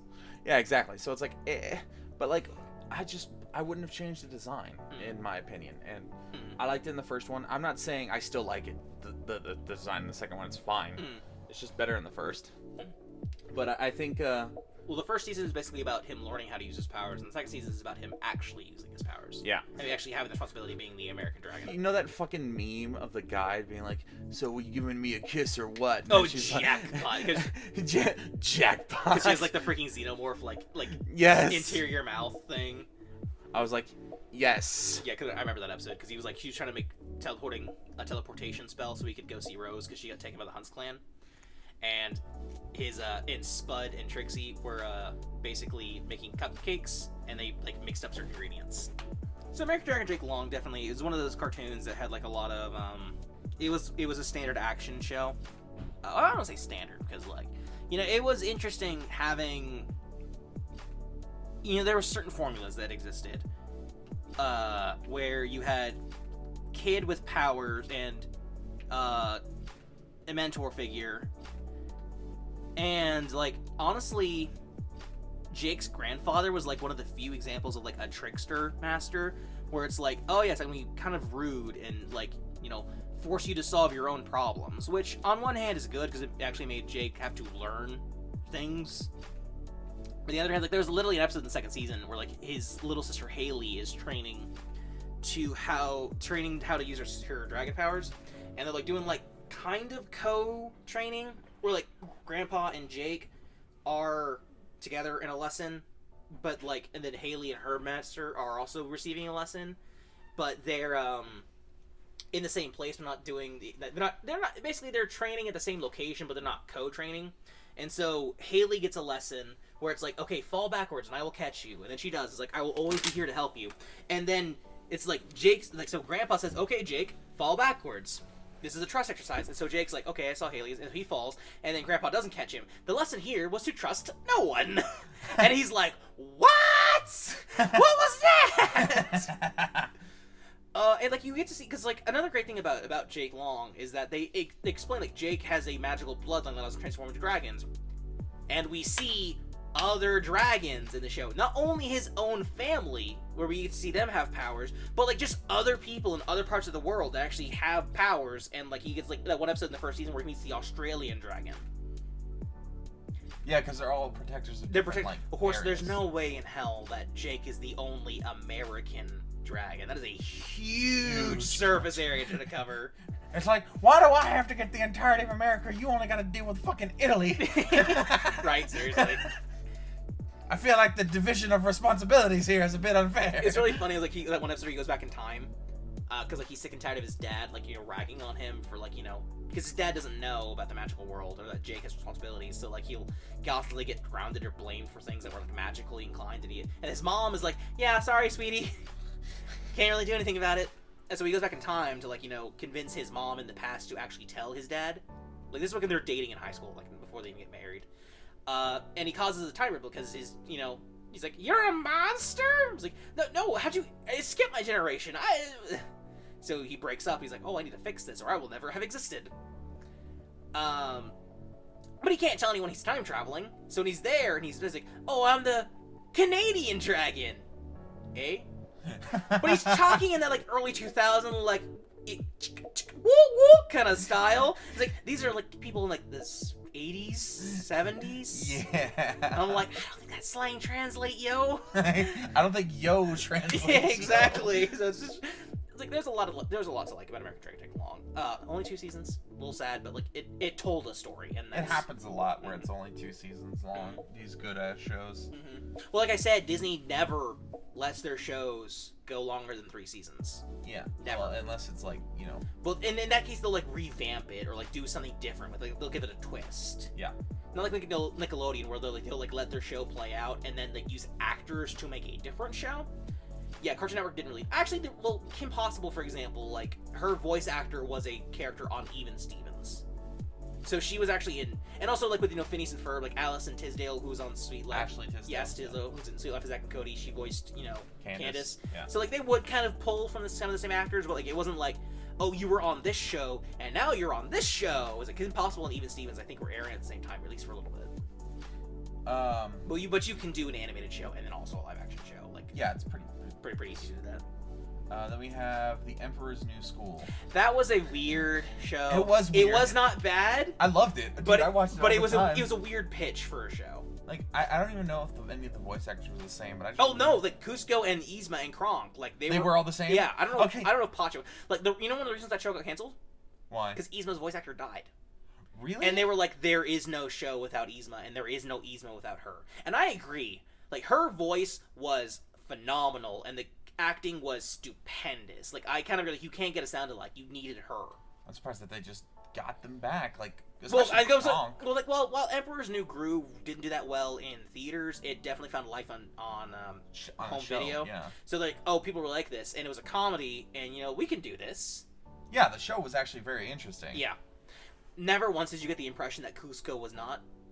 Wait, no, because literally in Emperor's New Groove is like on the eve of his 18th birthday, I think, is like when they kill him, or tried to kill him in the movie. Yeah. So which means he was already 18 when the movie, and the cartoon is definitely after the film because Pacha is in it and they're friends. Yeah. So he had to go back to school, but yeah, you know, that's not. I don't know if you know this.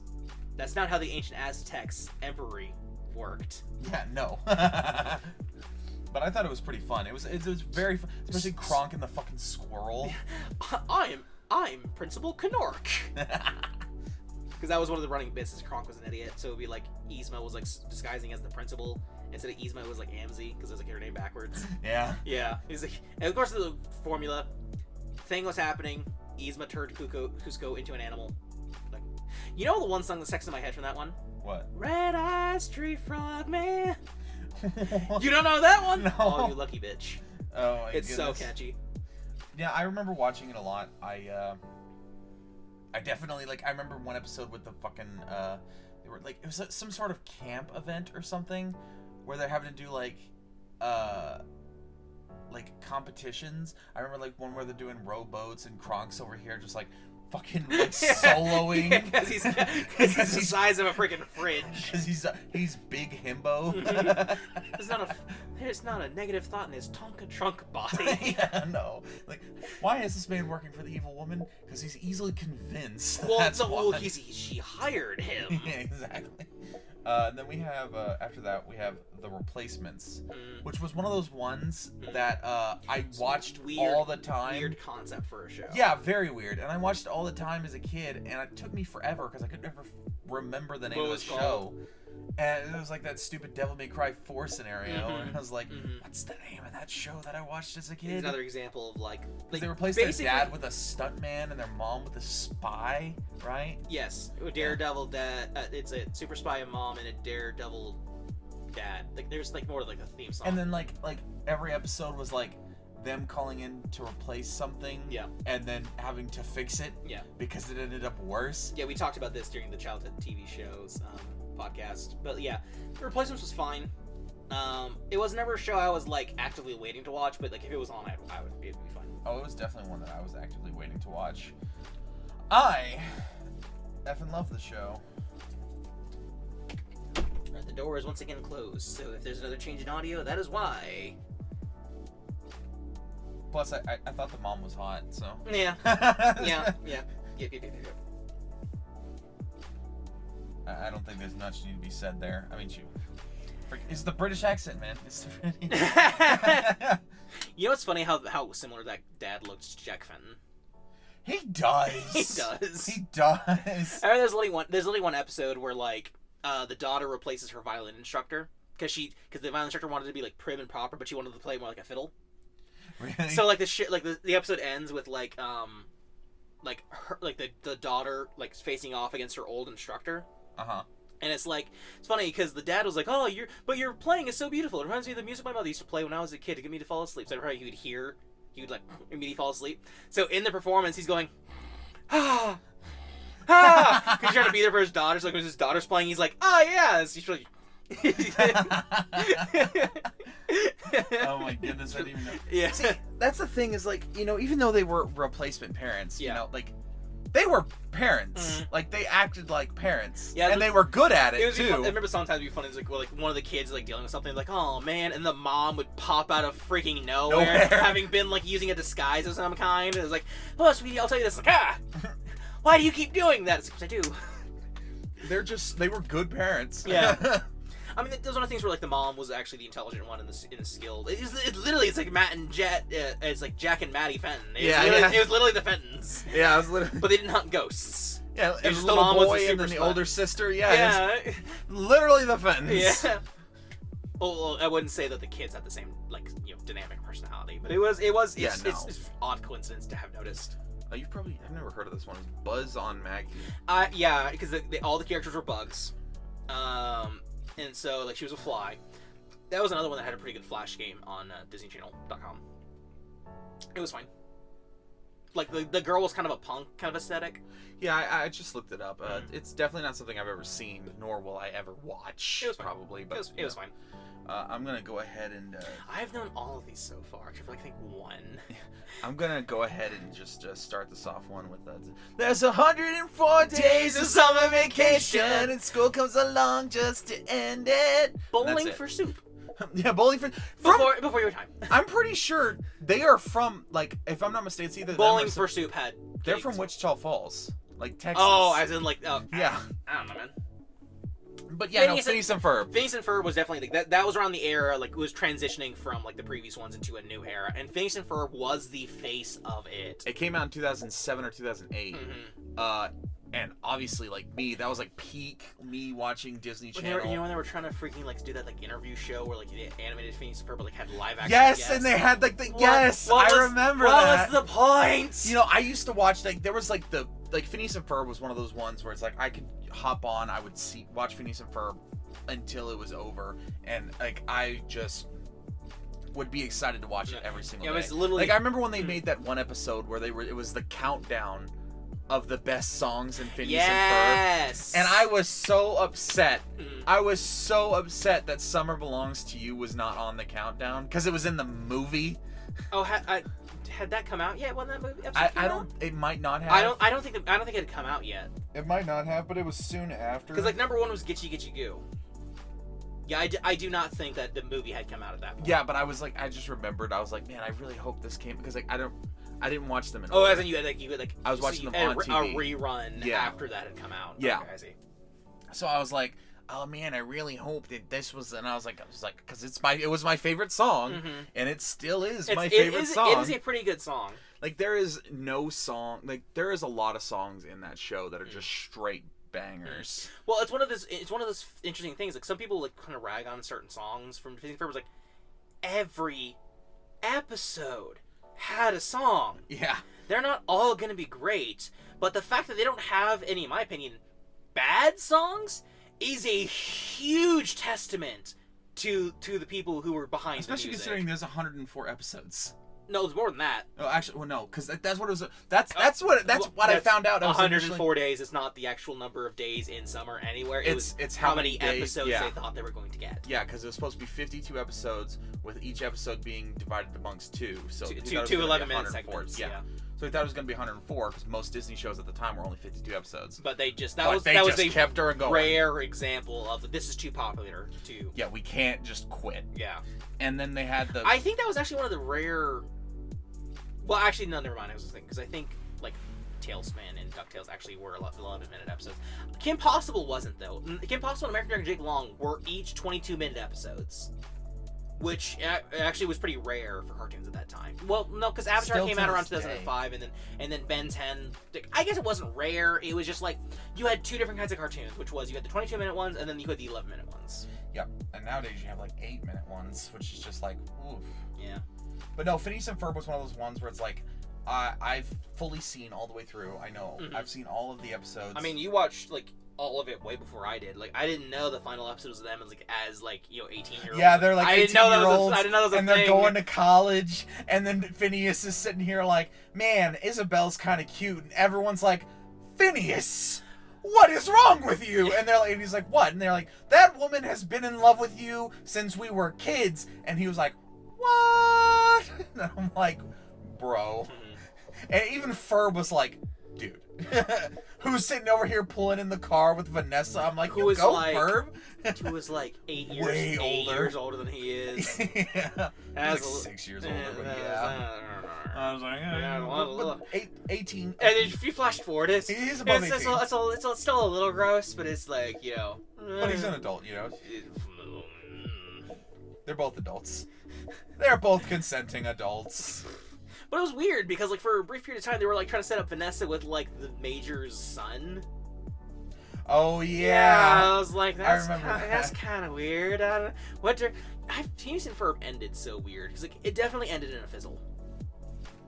Yeah, that's one of those unfortunate things, and they're actually continuing it. They're making a new season of Phineas and Ferb. Well, they tried to like keep it going, like the weird, like not exactly spin-offs. Like, oh wait, no, there was a spin-off sort of. It was like Matt Murphy's Law or whatever. Was that a spin-off? Well, it wasn't a spin-off. It was the same creators.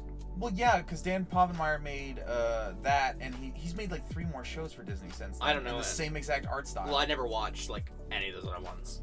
Yeah, me neither. I just really liked Phineas and Ferb. But Phineas and Ferb was like, I could... Aaron already knows this. Like, I'll be in the car driving down the road and we'll listen to freaking, Gitchy Gitchy Goo or Summer Belongs to You or Ain't Got Rhythm is a big one in on my playlist. Yeah, it's like Phineas and Ferb has a lot of great songs, and as far as I'm concerned, they have no bad ones. Exactly. I mean, some of them are like Paul's Bunions, where food is good, but not too good, eh? And that's the whole thing. That's the whole...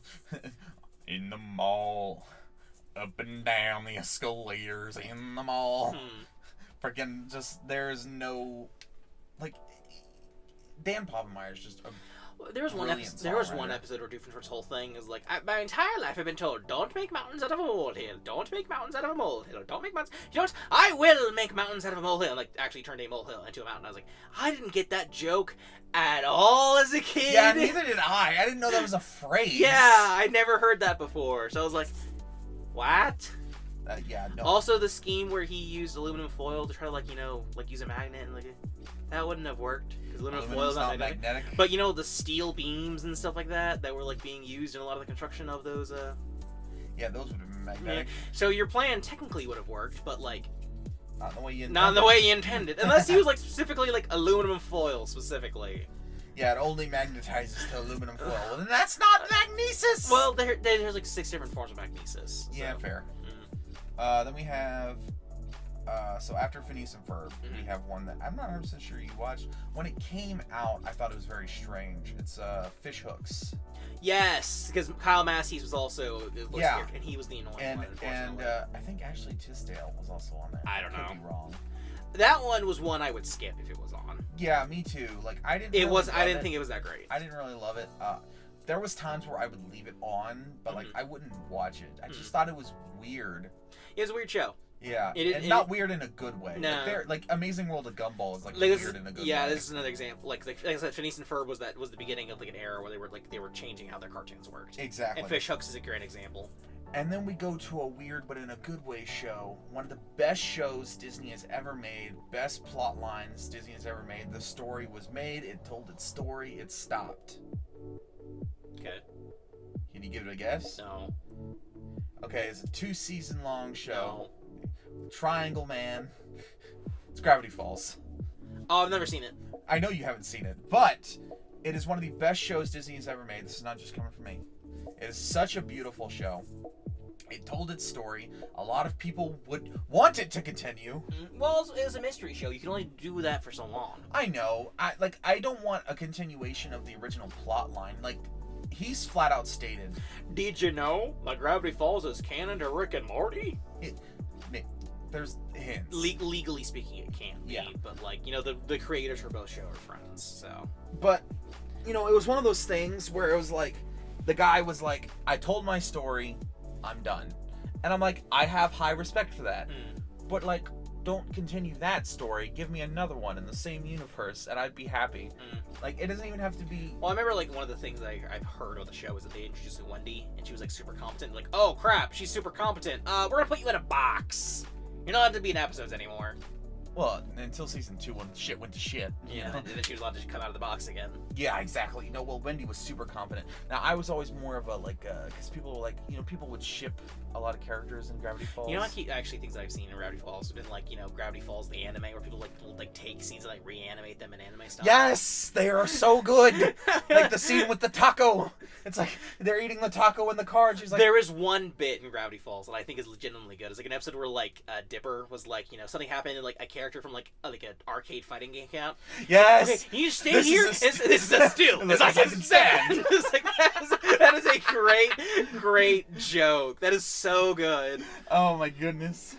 And then there was a lot of the things that they see, like, you know, Gravity Falls, what makes it so good isn't just the show itself, it's the community around the show. So, like, it's one of those communities kind of like, you know, Adventure Time or Amazing World of Gumball, where it's like, or Steven Universe, where you have a very tightly knit community that, you know, like, some people, unlike some of those other ones, it's not toxic. It's very welcoming and very, you know, it's just a good community to be a part of. And that's why one of the reasons why I love Gravity Falls is because, like, anyone that's a fan of that show can connect with someone who's a fan of that show. Well, I think it's interesting with the why specifically Gravity Falls is different than everyone else, those other fandoms you listed, is because Gravity Falls was a much shorter show and it had a much clearer premise. Exactly. Whereas Gumball and Steven Universe and all that stuff there were different reasons to like the show. So, like, if the show started going in one direction, the fans liked it for another reason, were complaining about that stuff. But Gravity Falls was like, we do one thing, that's our point. That's the point of what we're doing and how we're doing it. And because it was only 2 seasons, the show was able to tell its story and then end, and then so the quality never suffered, never went on too long. Yeah. So here's where we get to the part of the podcast where we're probably... leaving the era where I will know anything about these things. Leaving the era where either of us will probably know anything. Interesting. Now, there's because like I said, you are younger than me, so there's that, like, you become more of a hanger-on, like, into the era than I jumped off. Yeah, that's true, but, like, some of these are shows that I've heard of, but, like, just haven't really watched, you know what I mean? So, we're just going to go through a whole list of shows where I'm going to list off the name of a show, and we're going to be like, we'll just skip it. Except for this next one. Like, obviously, the next 2 or 3, like, 2 definitely, I know of, but, like, you have Star versus the Forces of Evil. I heard... Which I want to watch. I have not seen. I heard it, but I actively want to watch that. Matter of fact, I heard it pulled a Steven Universe where it started as one premise and then just freaking downhilled into something else. Apparently, and this is really... So the show, apparently, one of the main premises, it's supposed to be an allegory for racism with, like, monsters and wizards. But one of the problems with that is the main family Star visits is an Hispanic family in America. If you were going to do, like, you know... a discrimination thing. You had an actual real life thing you could have done there. Like, so that's kind of a weird choice. I don't necessarily think that was necessarily the best choice, but like, also there's a weird thing. There was an episode where like Marco got trapped in like another dimension. Yeah, that's what I was about to say. Aged like 30 years, but when he came back, he still had the mind of an adult. So it's like, now the shipping is weird because he's experienced life, and now he's back to being like 12. Yeah. And that's kind of weird. Yeah, there's a lot of fan comics about that. I remember like when Star Wars from Evil, because this is also when Steven Universe, I'm sure, was on. People saying like it was like the new Silver Age of animation, like that. Apparently, you asked, got kicked off by like My Little Pony, like the new one that had come out, like Tara Strong as Twilight or whatever. Yeah. Apparently, I don't know. I didn't really watch that show for obvious reasons. But I had heard that was like that bit was considered the Silver Age of animation, or like TV shows. I don't know. I'm not a historian. I couldn't necessarily argue one way or the other. Well, it came out in 2015. That was a big jump. Star vs. the Forces of Evil. What was the last one? When did that come out? Oh, sorry, I forgot. I accidentally skipped over Wander Over Yonder. Oh. Which came out in 2013, and I have absolutely zero to say about. It was whatever. Yeah. And Gravity Falls came out in 2012. Like it's like 2-year gaps between some of these shows. Interesting. Well, because they had a lot, like Phineas Ferb stayed on for a long time. Yeah. Then we have Elena of Avalor, which is actually really good. I've heard that before. I could not tell you anything about the show. I met the princess at Disney World, Elena. She's really cool. Of Avalor? Yeah. Yeah, dude. I actually watched the show when it came out. It was a bit past my. I was 16 at this point. Mm-hmm. It was a bit past my time. I still watched it because again, my mother loves Disney, so I would watch a lot of shows with her that I wouldn't necessarily watch on my own. Mm-hmm. But it was good. It was a good show, and I would suggest a younger audience watch it. Mm-hmm. Then we have Milo Murphy's Law. Yeah, we don't know shit about. We briefly talked about that. Basically, it's kind of because it's Murphy's Law is anything that can't go wrong will go wrong. And that's what basically the premise of the show is based on. Then we have Rapunzel's Tangled Adventure. I watched the first episode. Apparently, the ending really shits itself. I don't like the animation. I'm so sad because I think her name is Cassandra. She was introduced. She's a great character, and then it's just things don't work out as. The ending gets really dark, and so it kind of falls into Edge territory, apparently. That's annoying, because literally they had Rapunzel, who's like a little ball of sunshine, and is like... And Flynn. Flynn Rider, who's actually named Eugene in the show, because he starts going by his real name. You know the reason why his voice actor went on for that show? Why? Because he figured that it was going to be in Kingdom Hearts, and he's like, they're not replacing me, I'm going to be in that game! Wasn't it the same way with the actress for Rapunzel? Didn't she want to be in Kingdom Hearts too? I don't know about that. I just know for a fact that Zachary Levi. Yeah, I'm going to be in Kingdom Hearts. I'm going to be in Kingdom Hearts. I'm doing it. And then when Kingdom Hearts came up, he was in it. Yes. Remember people complaining about the art style? That's because they only really saw stills. So it's like you can't judge a TV show's art style by its stills. You need to wait how it moves. I saw it move. Like I'm not a big fan of the animation. I still want to watch the show because I'm a fan of Rapunzel. Mm-hmm. Like I'm a fan of Tangled. Tangled is a great movie. And I'm a fan of the characters, so I want to see it. Like to see how it goes. Tangled literally pulled Disney out of a nosedive with its films. Yeah, people are like, oh, Frozen. Like Tangled came out first, and then Frozen took advantage of. It was like, oh, Tangled was pretty good, and Frozen was like, psh. Yeah, exactly. Slap across the face. I mean, literally, like Rapunzel and Flynn are like in that movie for like a snippet, like it's like a screenshot. Like when Anna is singing like for the first time in forever, like they're walking into the courtyard. Yeah, it's after the events of Tangled. Then we have. I hate those theories where people are like, oh, Rapunzel and their cousins. Well, that kind of makes sense, but like it's European. Yeah, that Tarzan thing. Yeah. I shot that down hard. 1000%. I had many reasons as to why that made no sense. It's like, well, Disney confirmed it. Well, you know what, motherfuckers? When Frozen 2 happened, we saw them die, and it was at sea, not related to Tarzan. They are, however, related to Rapunzel. Like, straight up. Like, that's just fact. I mean, European royalty are all incestuous. So yeah, exactly. Then we have Big Hero 6, the series. Never actually watched the series. I liked the movie. Yeah, never same. watched the series. I didn't care. And, of course, it's based on a comic, which is completely different. very different. So please don't put your arm on that. Cause we already have that up there. We don't need to do that. But yeah, I never watched it. Apparently they also have shorts for it. I have no idea. I accidentally skipped this one. The reboot of DuckTales. Which we've already talked about. We love. Is good. Is good. I don't know how it ends because I didn't watch the ending, but like from what I've seen, I could have been Turbo. It's the sheer fact of in the first episode, like when Huey put that painting back, he's like, "Mom," he's like, "They have parents." I don't know if they mentioned the dad ever, but like the fact it was like Uncle Donald's like, what? Like they like the reboot branches and does stuff, a lot of stuff that very different. Yeah, like, no, not even different. It's like they just like fill, like for example, like the Beagle Boys, you never saw their mom once. Like she's mentioned, you never see her mom. She's a character and a villain in the reboot. Yep. Oh shit, that show is a lot newer than I thought. Star Wars Resistance. I've never seen it. Never seen. Amphibia. I've heard of. I've heard about it. I don't really care that much about it, which is funny because the other show that we're probably gonna mention here in a minute, like I immediately after this one. Oh, is it Owl House? It's Owl House, yeah. Yeah, so Amphibia and Owl House definitely had similar premises, at least on the idea of normal kid in a magical world. I never saw Amphibia. I watched Owl House. I like Owl House. I know you will like Owl House. I intend on watching Owl House. It's on the list. So for those of you that don't know, yeah. Important little thing when I keep saying, I am a finicky bitch. So I tend to... Yeah, he's basically Professor Finbar Calamitous. He can never finish anything.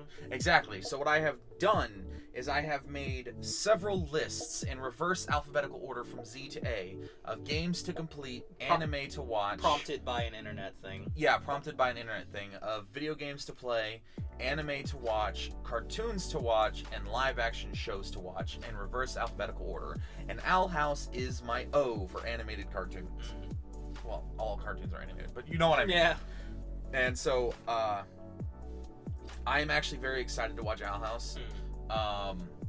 It's one of those ones that I knew I was gonna like it based on the premise. It's a lot like Star vs. the Forces of Evil, from what I hear.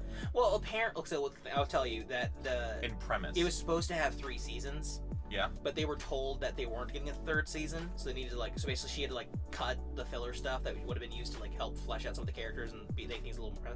And basically, instead of getting the 3rd season, they got 3 hour-long specials to wrap up the story.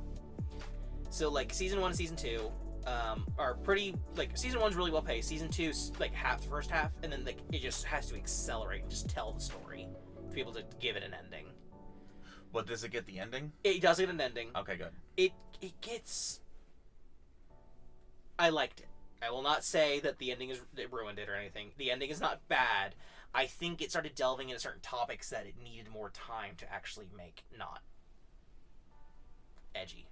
I mean, it was darker, but they kind of made it just edgelord teen boy, I'm sad. You could have made that character so much better. Because I felt like there was conflict between some of the writers with how they wanted to portray a certain character, which was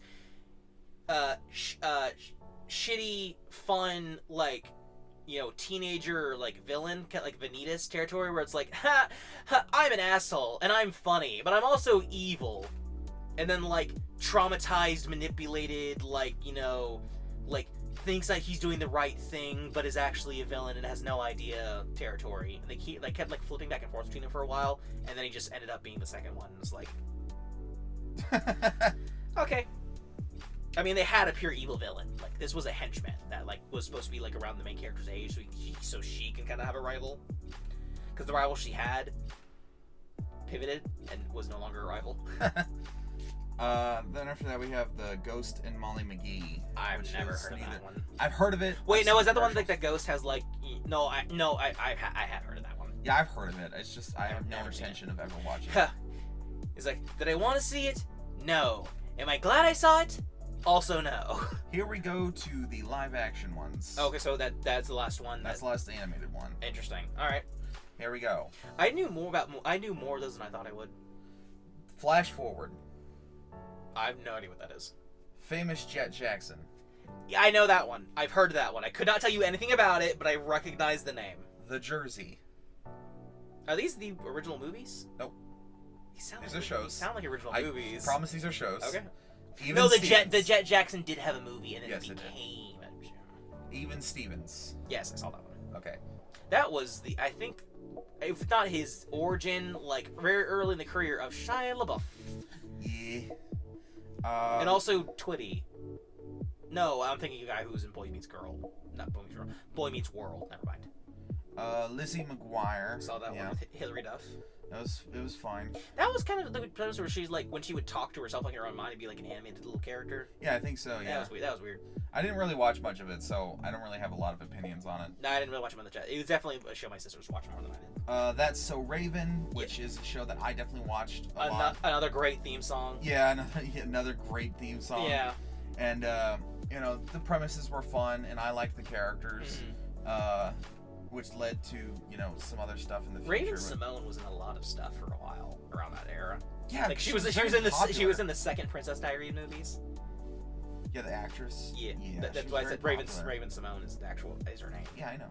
But that's what Raven. So she's one of those times where like the person got to keep their first name as the same in the TV show. Yeah. But not the last name, which I understand why the last name is going to be kind of confusing at a certain point. Like Zach and Cody, like they also like that their first real names, and then. That's not. It's not? It's Dylan and Cole. Oh. It's Dylan and Cole Sprouse. Alright, well then I was wrong about that one. Whatever. It's fine.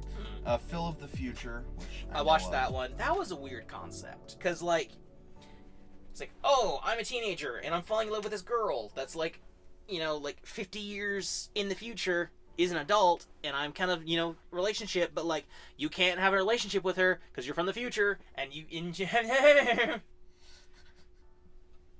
that was just a weird show. They just basically like that's an excuse to like, oh, we have a weird thing.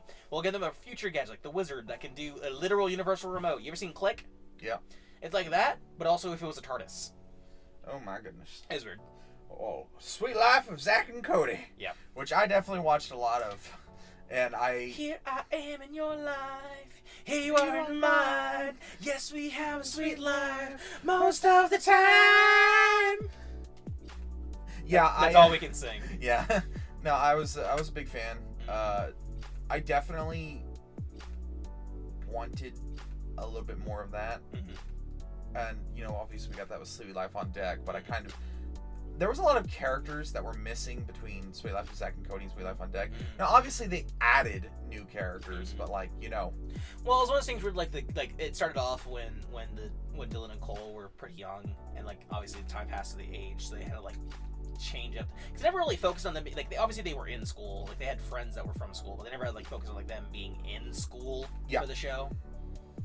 So they just Yeah, because it was all the Sweet Life on Deck was about them being in school. You know what I think? Another one of the reasons I tried to put them on a boat. Why? It gave them an excuse to only make 1 or 2 sets.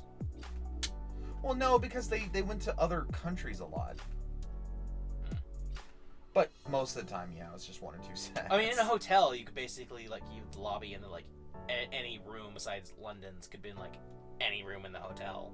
Yeah. So I don't know. And then we have Hannah Montana. Which I watched, obviously. Mm-hmm. Who didn't watch Hannah Montana growing up?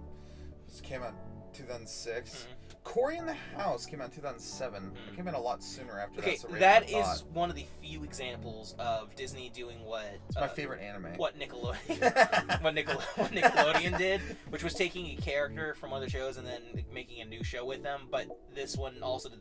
It was canon. It was the same character... Yes. But in a different show. I actually do love Corey in the House. I loved watching it. Mm-hmm. And dude, that was another one of those things where the actor Jason Dolly, mm-hmm. was in every. He is tied for the most appearances in Disney original content of any actor ever. Mm-hmm. Dude was everywhere in that generation of Disney. Yep. It's Corey in the House, fucking Good Luck Charlie, a bunch of Disney original movies. Dude was everywhere, and honestly, props to him. Corey in the House was a good show. It only got 2 seasons, if I'm not mistaken. Obviously, you have that joke. It's my favorite anime. It got a lot of.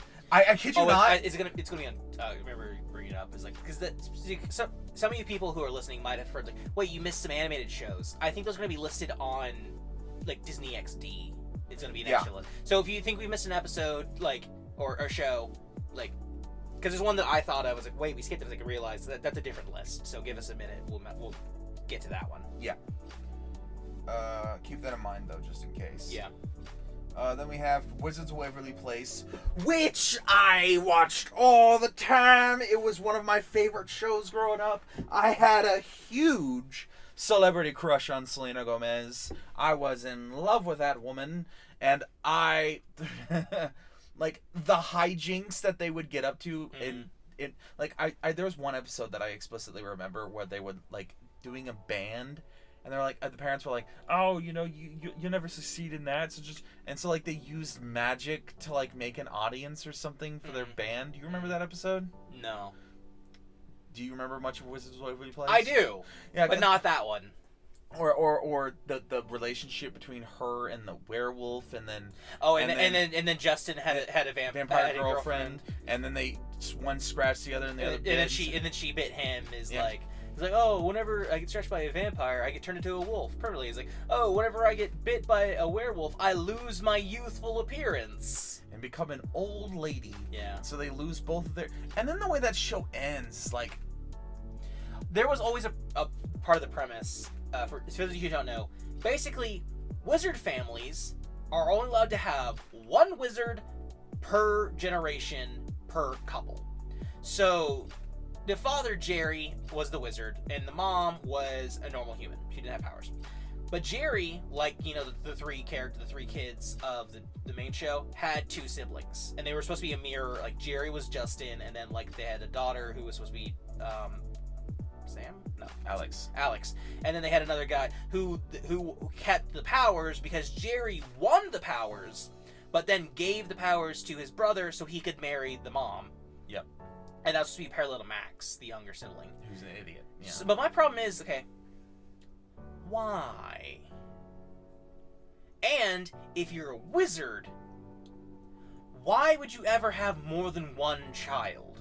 You are dooming any of your other children to grow up with magic and then lose it forever.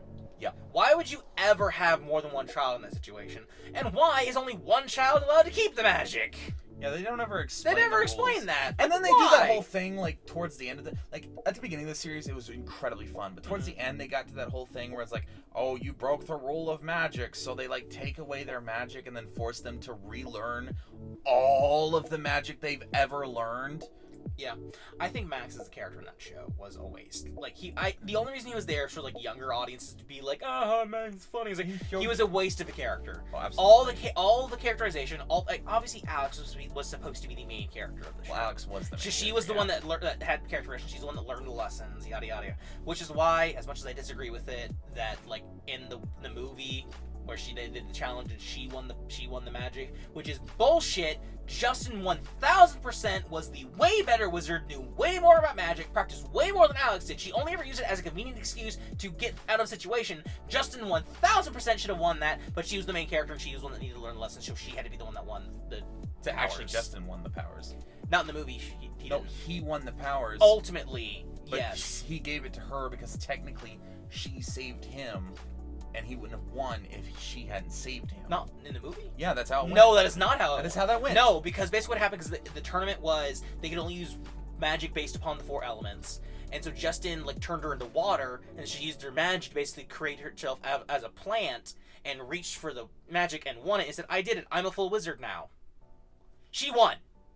She flat won. Well, it doesn't matter because he still kept his powers anyways. Well, that was because that was not the real tournament. Like, No, that was the real tournament. No, it was an emergency to be able to, because they had to go back in time to stop. Oh, no, because I'm thinking, like, there was, in the final actual tournament, when the actual tournament happened. I never watched the actual thing. Yeah, no, when the actual tournament happened, he got stuck on something, she helped him, and then if she hadn't helped him, he would have lost, but he won. But he was like, no, she won, she deserves it, blah, blah, blah. He gives the powers to her. But then Professor Crumbeard, or whatever the hell his name is like, hey, you're fucking intelligent, and we could use you as a teacher, so we're going to let you keep your magic, and then, like, as a professor. Then what's even the point of I don't know. The only one that doesn't get to keep their powers is Max, because he gets the shop. Because he's an idiot. Yeah, He is 100%. That I started off good, ended bad. Then we have Sweet Life on Deck, which started off good, ended okay. Well, because they were literally setting up a premise where it's like, oh, which of the kids are going to get the powers? Like, so you've basically made it so. I mean, nobody cared about Max. And, like, half of your audience would be upset with how the show ended. Yeah, exactly. So let's. Sweet Life on Deck. I didn't like it as much as Sweet Life of Zack and Cody. Yeah, me neither. I didn't finish it. Yeah, I thought it was fun. It started. I thought the theme song was pretty good though. Oh hey yo, this boat's rocking. Yeah. It was pretty good, but it was like, I don't know. Then after that we have Sunny with a Chance, which actually came out. I liked that show. I'm sad that it had to be destroyed. Sunny, okay, because she had to go on rehab. Yeah, I thought Sunny with a Chance. And they tried to replace it with that stupid like improv show. I like prefer that. It's the show within the show. I prefer that. I hated it. I never watched it. Yeah, no, Sunny with a Chance was a show that I thought was okay, but I actually preferred. She was in that like Disney Channel original movie with like the Jonas Brothers, right? And that's how she got her start. And that's how she got on Sunny with a Chance. Camp Rock. Yeah. Yes. I never watched that movie. I didn't. What? Like it. I didn't like it. Dude, Camp Rock is so good. Once I was like, this is real. This isn't me. I'm exactly where I'm supposed to be now. I like that song. Yeah. I'm gonna fuck about this. Oh, the movie's pretty good. It has a lot of good songs. Camp Rock 2. You want to talk about a movie with High School Musical, which I assume. High School Musical is fucking. I assume that's a different list, and if it's not, we're. It's Disney movies. Yeah, we're not. We're on Disney Channel. Jonas. Okay. I have nothing against the Jonas Brothers personally. From what I've heard, most of the time they're perfectly lovely human beings. Good on Nick Jonas for going solo and actually making it. And that doesn't always happen. My youngest sister fucking loved the Jonas Brothers, and as a result of being her younger brother, I fucking despised them, because all I heard for years was their music, and then the show came out, and she watched the show, and I was like, Argh! So I didn't watch it. And those audio waves. Peaked the microphone on that one. Yeah, a little bit. Yeah. I thought the Jonas Brothers were fun. I liked the show. I liked Big Time Rush better. Yeah, it was like softcore Big Time Rush. Yeah. Like not as good as Big Time Rush. It was a Disney-ified version of Big Time Rush. But I thought it was fun. Actually, it came out way before Big Time Rush. Once again, opening the door because it's getting hot in here. And then hopefully we'll find out that this audio is fine. So next time we do this, we just do it with the door open. Right. Hopefully, that'd be super ideal. Then we have Good Luck Charlie. I recognize the name of the show. Bridget Mendler. Jason Dolly. Okay, the show I was thinking of was Living Life with Derek, but I do... The one with the guy who played Thor, which, by the way... Wait, that was Chris Hemsworth? No, Bob Duncan. Oh. The guy who played... Okay, so he played Thor in the 1970s version of the Hulk. Well, you just say Thor. Yeah, no, like, literally. Okay, so, like, literally, I watched Good Luck Charlie growing up. Good Life with Charlie was the baby Charlie. Yeah, the baby was Charlie. I watched Good Luck Charlie growing up. It came out when I was 10 years old, so it was, like, perfect time zone for me. Because the premise was the older sister was basically making a video diary, so everybody's like, exactly. Good Luck Charlie. Yes, exactly.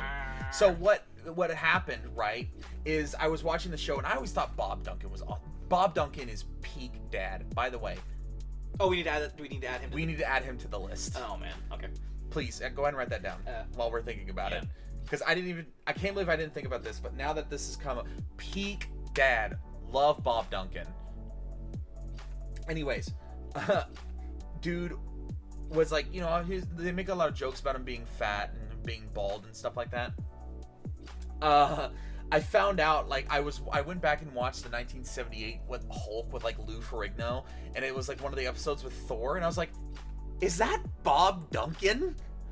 And he looked exactly the same. I was like, this was 30 years ago! What? Some actors do that. Dude, he was, anyways, that has nothing to do with Good Luck Charlie. I actually really liked Good Luck Charlie. I didn't watch it. My favorite character was Bob Duncan. I was like, best good dad, really good dad. He was an exterminator, if I'm not mistaken.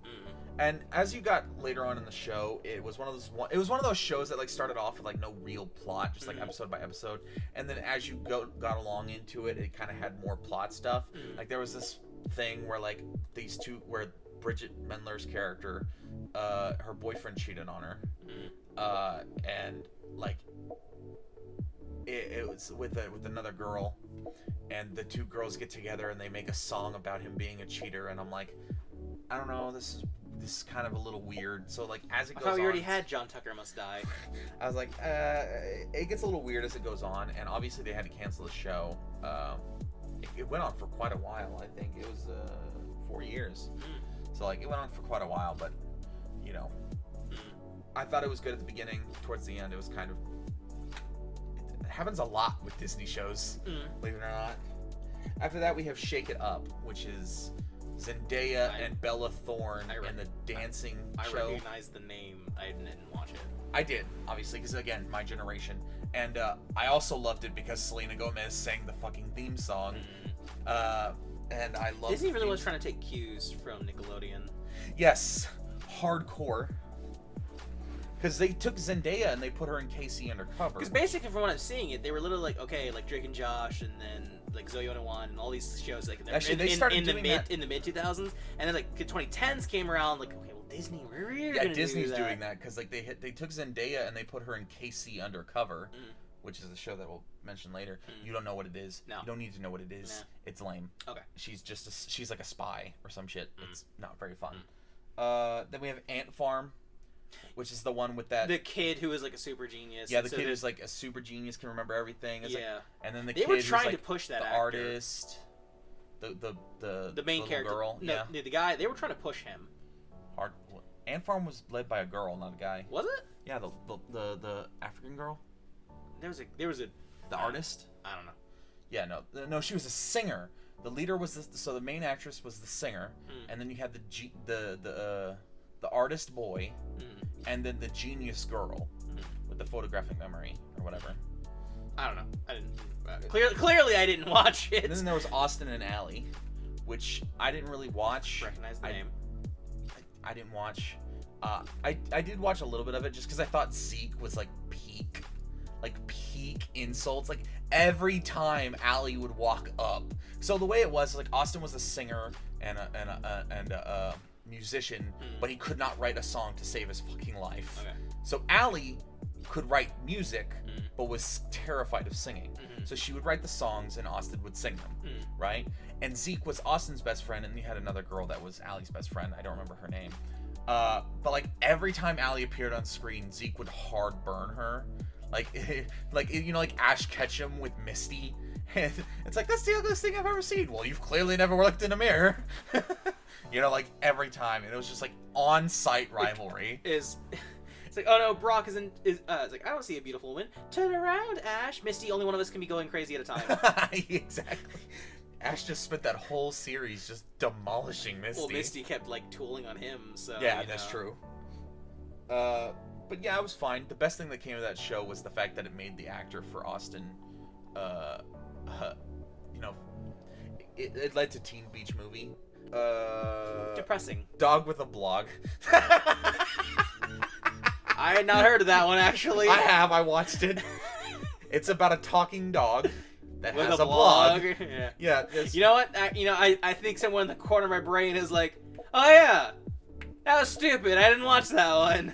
It was actually pretty funny. I think the premise was just the premise was dumb, but the show was actually pretty funny. That would have been so much better, I think, as an animated show. Oh, absolutely. I think they could have done so much more with it. Then they have Liv and Maddie. Never heard of it. I've heard of it before. I didn't do it. I didn't. Never heard of it. No, I didn't hear that one. Girl Meets World, which is the continuation the Boy of Boy Meets World, with which his was daughter. on a completely different channel, wasn't it? Like Boy Meets... it was on Disney Channel. Boy Meets World. No, it was on Disney Channel. Why is it? You didn't mention it. Well, we haven't gotten to those old shows yet. But these are live action. No, these are... We haven't gotten to that show yet. Okay. My sister loved Boy Meets World, and she's like, "Oh, the girl with I don't give a fuck." Yeah, I didn't watch Boy Meets World, so I didn't even know Boy Meets World existed when Girl Meets World came out. I was like, my parents were just like, "Oh, look at this," and I was like, "Oh, yeah, these characters." It's just one of those teen soap operas that I could. I know. I don't like those. Girl Meets World was fine. It's whatever. It's not mine. Then you have KC Undercover, lame. Best Friends Whenever, don't know. Hang on, let's see. Stuck in the Middle. No. Bizarrevark. I heard of that one. Which is the one where it's like I know Thomas Sanders was on an episode. Logan Paul. Logan Paul, yeah. Logan Paul and Thomas Sanders were on an episode. Yeah, no, Logan Paul was a regular character. Was he? He was a main cast member of the show. Oh my! I just knew Thomas Sanders was on it. Matter of fact, one of the reasons why the show got canceled was because Logan Paul was on it. That's fair. Then you have Mech X4, Andy Mack, Coop and Cammy, Sydney. I don't think either of us know any of these. The Saturdays. The Saturdays? The Saturdays. Is it just the Saturdays? Oh no, it's just Saturdays. Okay. Okay, well then it might be different than I was thinking of. Yeah, it's not the Secret Saturdays. Okay, then we have drama. Those were comedies. This is drama. I don't remember I don't remember in the Nickelodeon episode podcast if we talked about Degrassi, but that show is shit because it is a teen soap opera and those are always bad.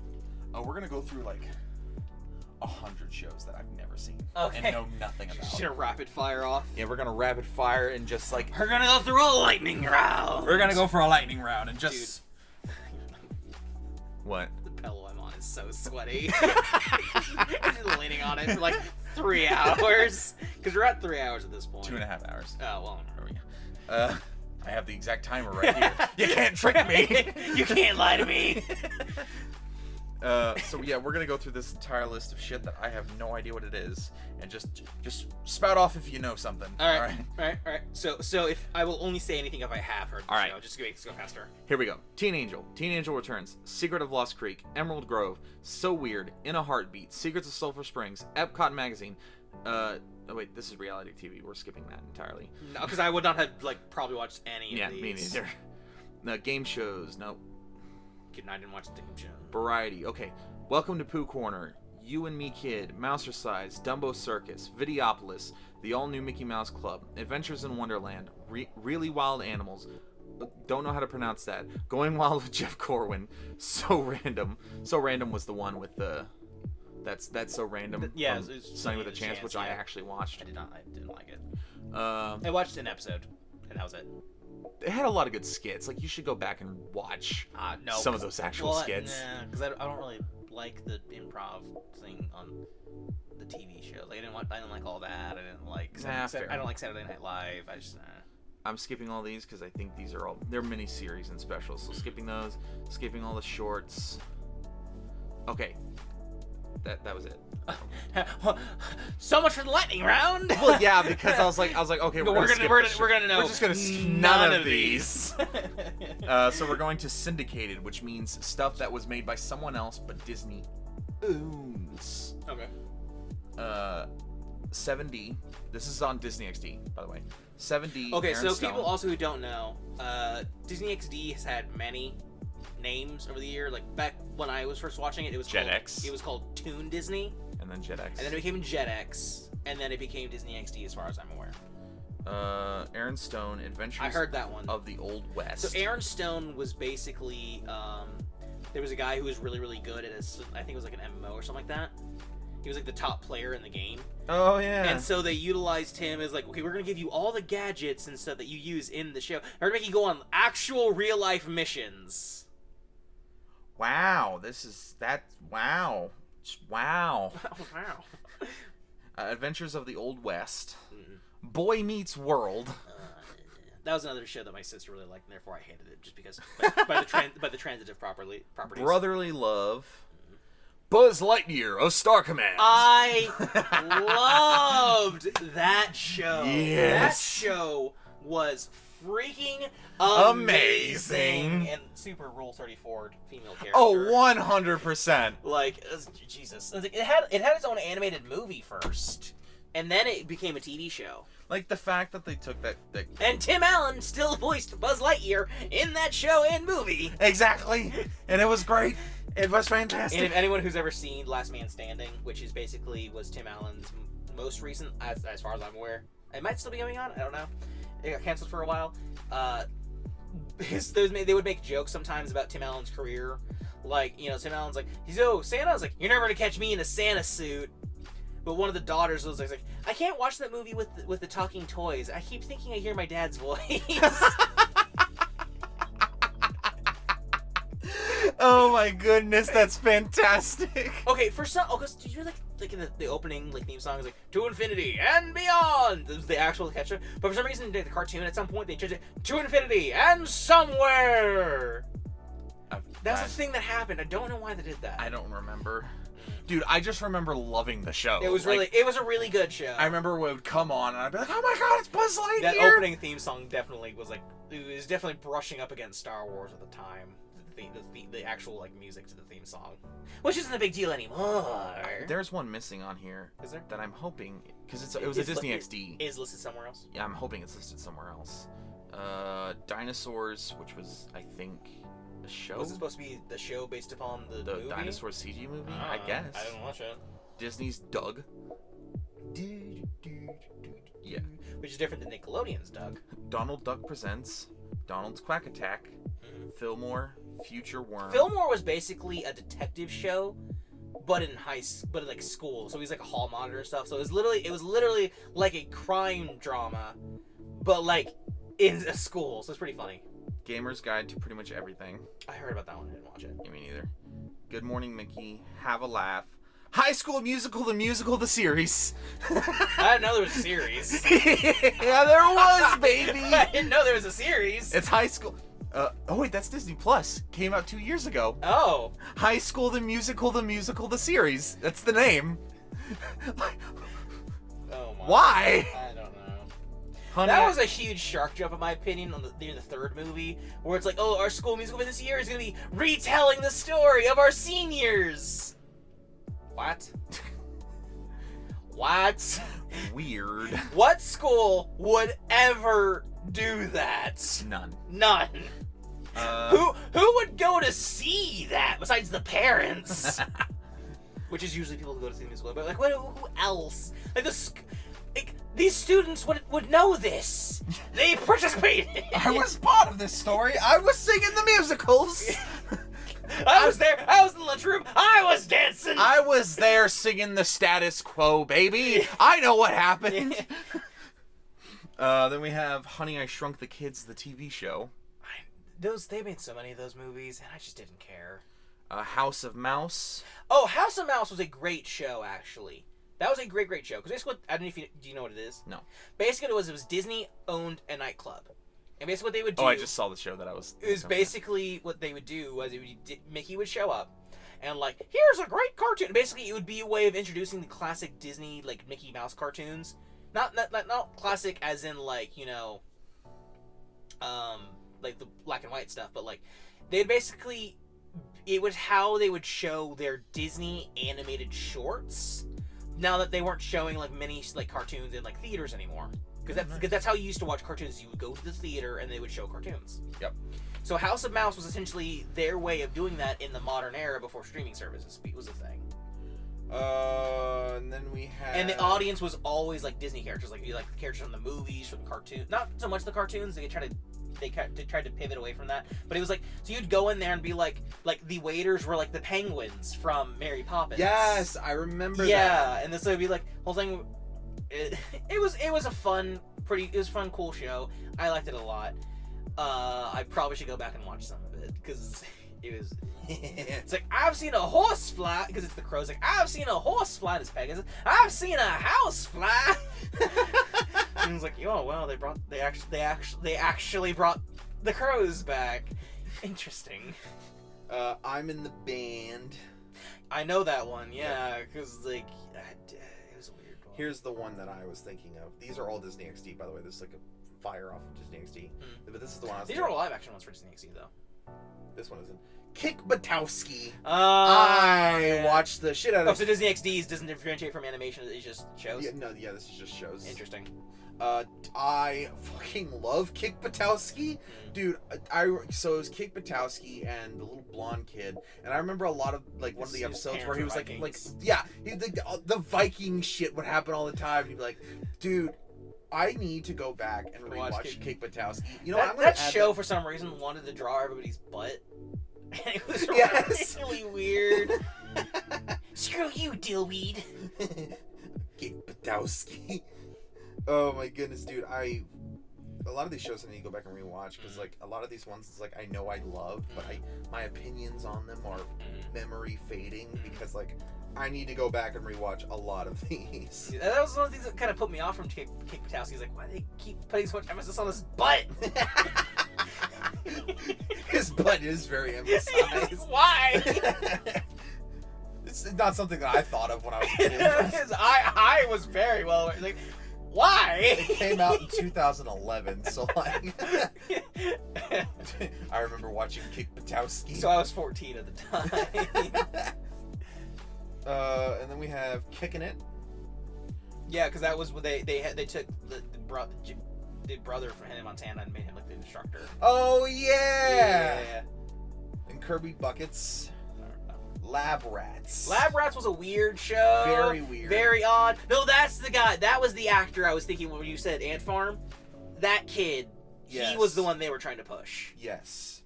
And then you have Lego Star Wars Freemaker Adventures, apparently. I didn't know that was a thing. Then The Little Mermaid! What? Only just now? It wasn't with, like, Aladdin and all that? Because it was made by CBS. Not Disney. Okay, so I didn't like the Little Mermaid cartoon. Dude! Okay, so, like, this is a legitimate thing that happened. I kid you not, I have, like, fucking stories to tell on this one. So when I was a little kid, I don't remember what age, we had this fucking tube TV in our bedroom. Shitty-ass TV. Keep in mind, flat-screen plasmas had been out for years at this point. But we were poor as fuck. You already know. Anyways, every morning in the summertime at, like, 1 a.m., a Disney movie, original movie would come on, and that's where I watched shit like the one with the kid, with the cooking, but if Dad wants him to play baseball... Oh, yeah, $1 million dollar cook-off. Yeah, and he's like, I can't crack an egg with one hand, and then his dad cracks the egg with one hand. So after those Disney original movies, that's just one that I remember specifically, I don't know why.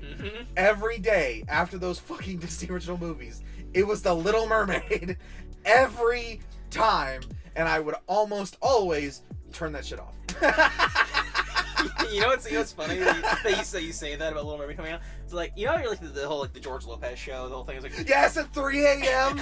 Dude, that happened to me so many times. I think the Little Mermaid was kind of that thing for me. Whereas like if my TV's on, it's like Little Mermaid, like the theme song would turn on, I'm like, and turn it off. Yeah, I would wake up because it was like a rendition of like part of your world. But yes. not in the same way that like Hercules and Aladdin, because it was like almost like pure instrumental. There was like no like singing it, and it was just it was pure. It was pure music instrumental and animation. I was like, dude, I kid you not. Like I woke up so many times that fucking George Lopez just, oh, I'm a low rider. Because I think this is the Little Mermaid. It starts off like so loud. It is very loud. That's the reason I was like, that's the reason my dad would be like, all right, it's time to go to bed. I'd be like, Little Mermaid hasn't come on yet, because I would turn off the TV as soon as Little Mermaid came on. I would be like, Dad, no, let me watch my Disney original movie. I don't know why I liked them so much as a kid. I watched them all the time. They're not great. Every night, fucking 1 a.m. on the dot. I watched some sort of fucking movie. They weren't great, but you know what? They were. Then we have Lloyd in Space. Yes. Okay, so fun story. The currency in that show are called Krontars. Okay. I, as a child, translated that to croutons. No. I would call them Krontars. And my family would make fun of me all the time because of it. Oh my goodness. There was one episode of Lloyd in Space that was really funny because he had like they were all aliens. I think there was like one human character, but the rest of them were all aliens. They lived on the space station. And like the main character's mom was like the security officer. She was in charge of keeping the station like safe. There was an episode where like the girls and the boys they're like, oh, whatever, girls do this, boys do this, and then like there was one alien that showed up and they didn't have any distinguishing features. They were like mostly just like a blob, and like they didn't.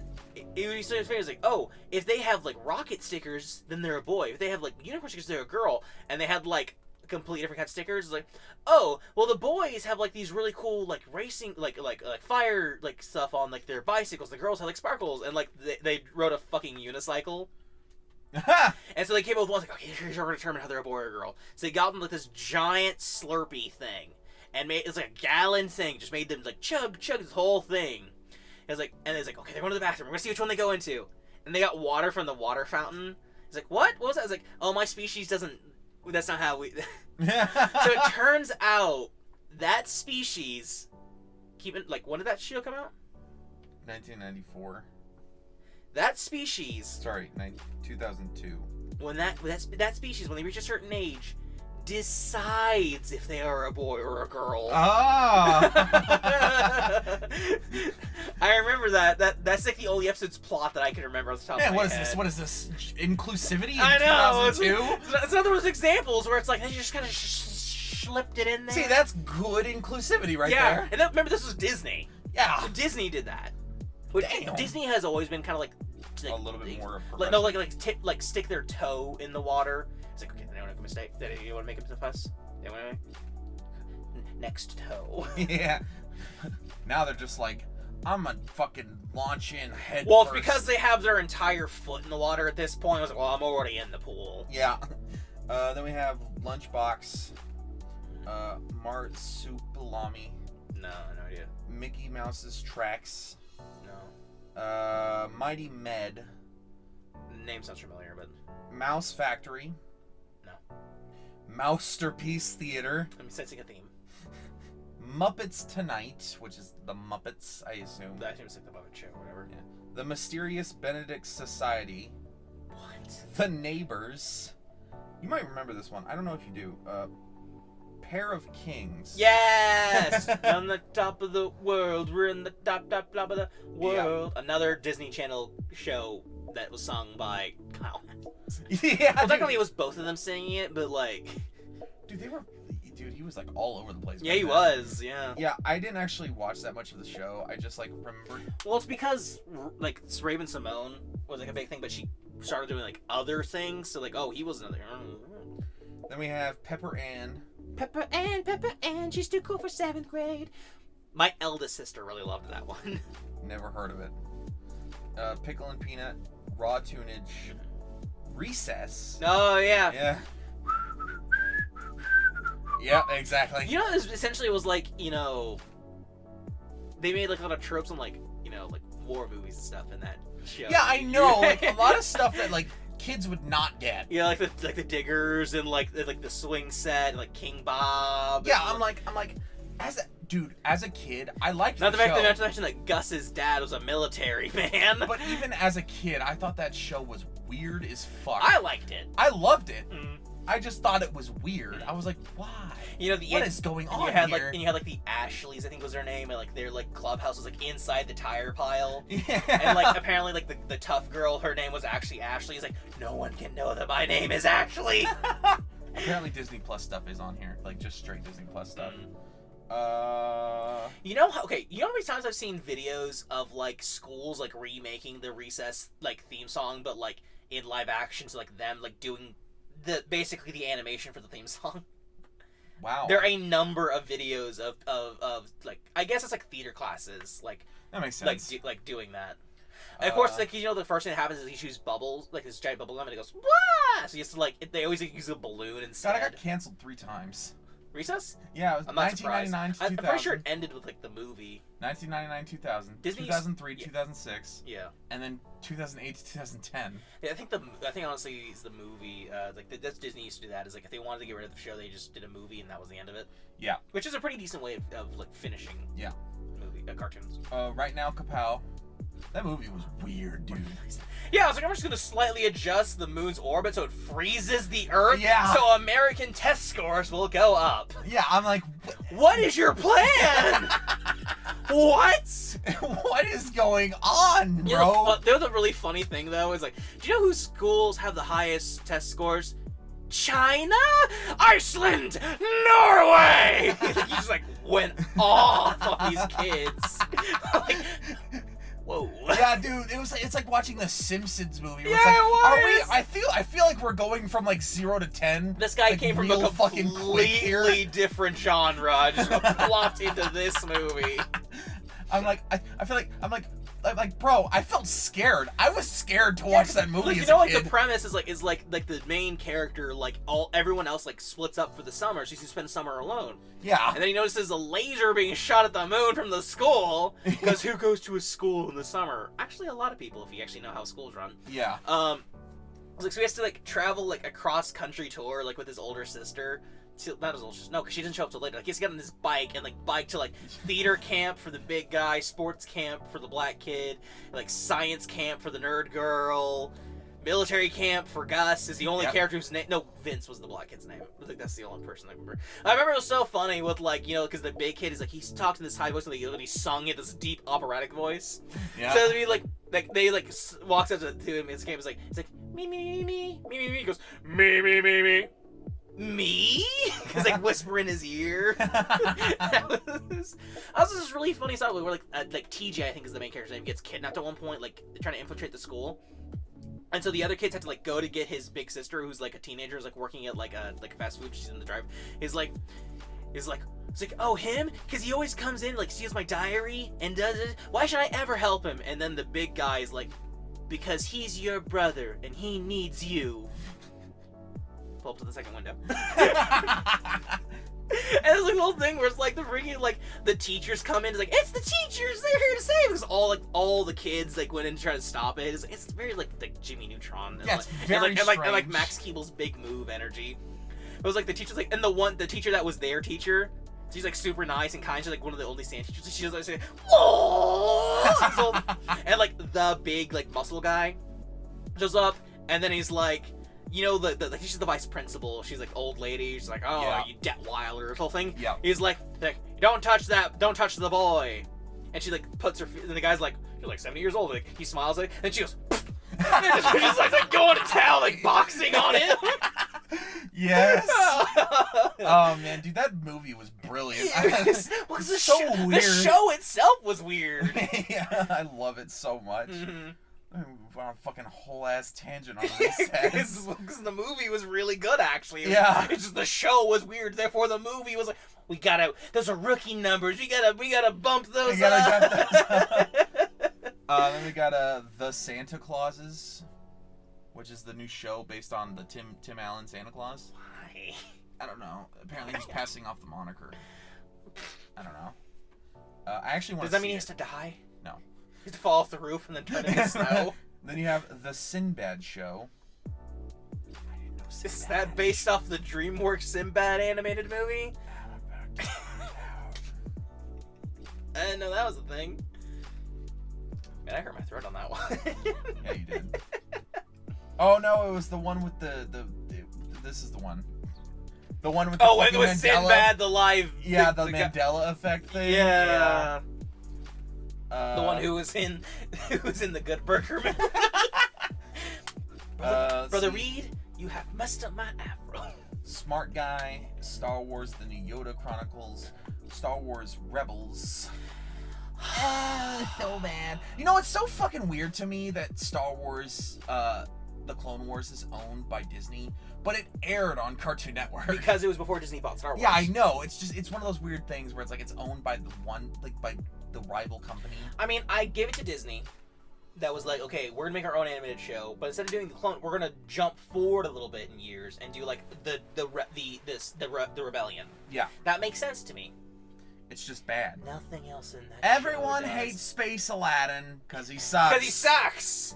Hardcore fans of that show hate him.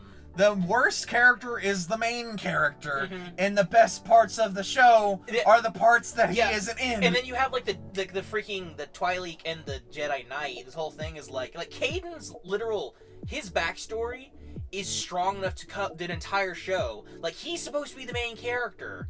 But then Ezra over here is like, he's like, oh, forcing him to be the mentor character. She's like, just takes away from him. It's like, when it's just Caden and, I can't remember the name of the Twilight chick, the captain.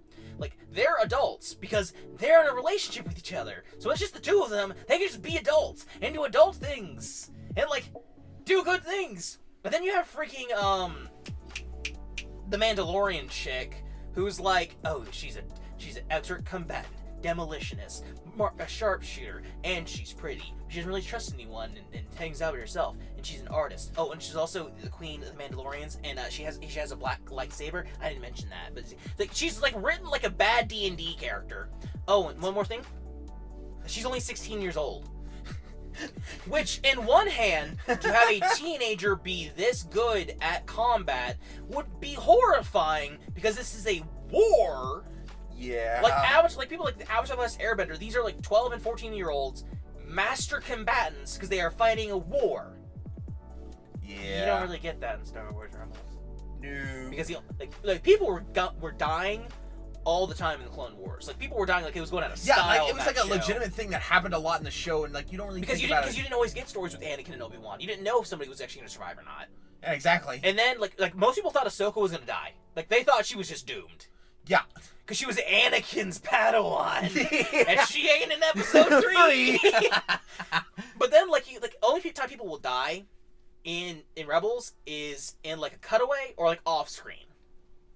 You know, they straight up like that one clone. Yeah. That clone, like, was it 96 or whatever? Fives, yes, fives, where he's just like, and he fucking blows up.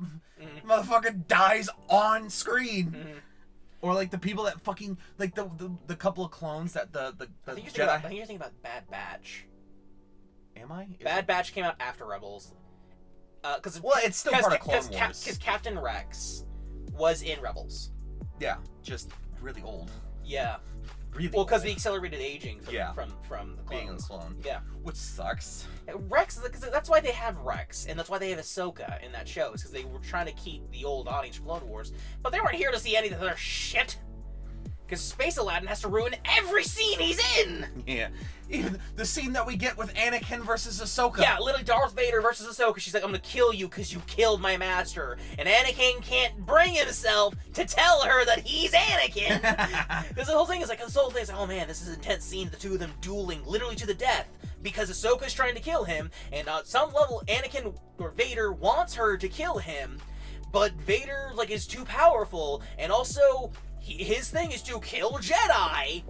And he is like literally cuts this whole thing to intensity, and then it goes to sketch. I need a lot more training. It's like, get the fuck out of this show, man! What the fuck, dude? Oh, and then Vader fucks off after that. Yep. Like Ezra leaves and it cuts like away. We don't see what happens to either of them. We just see Vader messed up and like slowly limping away. You think, oh, he killed Ahsoka. Oh god, no. And then like 3 seasons later, like Ezra uses a space time portal and apparently saved Ahsoka's life. And it's like, yeah, that show's lame. Bad. Then we have Supremo. What? Teacher's Pet. Wait, Teacher's Pet it's an animated one. It's like the dog who could like walk around, so they like dressed him in like a human, like human clothes. He went to school. Excuse me. Yeah, I think I've seen that show. Yeah, like it had weird. No, it wasn't quite my gym partner's on monkey energy, but it was like it was a dog who went to school. Dude, that is hardcore. My gym partner's a monkey energy. Yeah. Like, just on style alone. Tron Uprising. Whatever. I didn't know that. I've never seen any of the Tron movies, so when that show was announced, I didn't care. I kind of want to watch it. It's got Elijah Wood. Apparently. That's animated. Elijah Wood, no offense, he can't voice act. His normal speaking voice is too muted, which worked for Frodo, but like, because he voiced Spyro in the Legend of Spyro series. Yeah. Ultimate Spider-Man. Drake Bell, Spider-Man. Fucking love Spider-Man. I cannot bring myself to love that show for just because it canceled Spectacular. It killed Spectacular Spider-Man! Yes, it might have killed my favorite Spider-Man animated series, but that doesn't mean that it's not good. Because the interactions that he has with all the other team members except Nova, because Nova's a bitch. Yeah, but it also doesn't make any sense that you have Luke Cage and Iron Fist suddenly now teenagers and having to be taught by Spider-Man. So then you have White Tiger. Weird. The only reason people would watch that show is because Drake Bell was. Dude, Drake Bell was a great Spider-Man. Yeah, no, I'm not. No knock against him, but like that was like a pure marketing pitch. Like, it's like no one's gonna give a fuck about this show. We gotta get somebody, man. Nickelodeon said Drake Bell. Yeah. Then we have the Weekenders. Oh, I'm living for the weekend. I'm living for the weekend. It's a pretty good show. Witch, the Wuzzles, What the fuck? Zeke and Luther. Oh, I hated Zeke and Luther Same. so much. I hated And it. Zorro. What? Zorro. With Antonio Banderas? I think so. That was a movie. That was like Disney, I think, did that movie. No, it's a show between 1983 and 2002. Really? I have no idea. 1983 2002. That's what it says. I didn't know that. That's interesting. Then we have acquired animated series. Okay. Even though some of those were animated, but whatever. Anatoly. Babar the Little Elephant. Braceface. Oh, I know Braceface.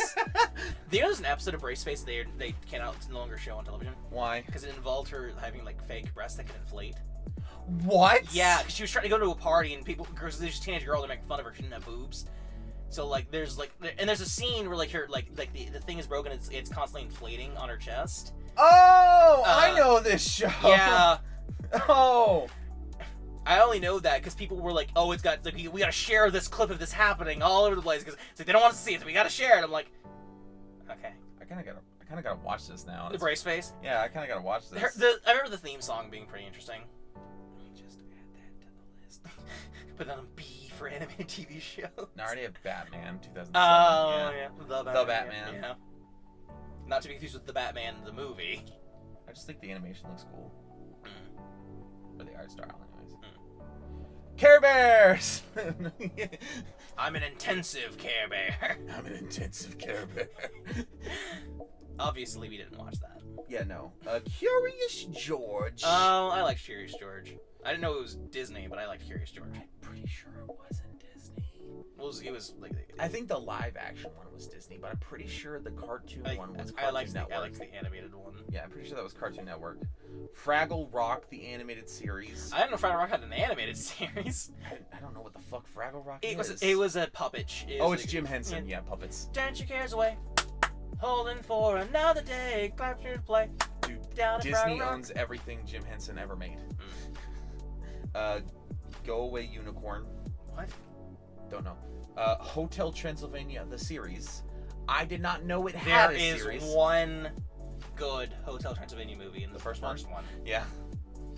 Like, legitimately, like, one of the few examples of Adam Sandler actually being able to act. I don't know why he refuses to most of the time. Like, he knows how to act. Yeah, he does. He's very good at it. Like, look at Click. Good actor.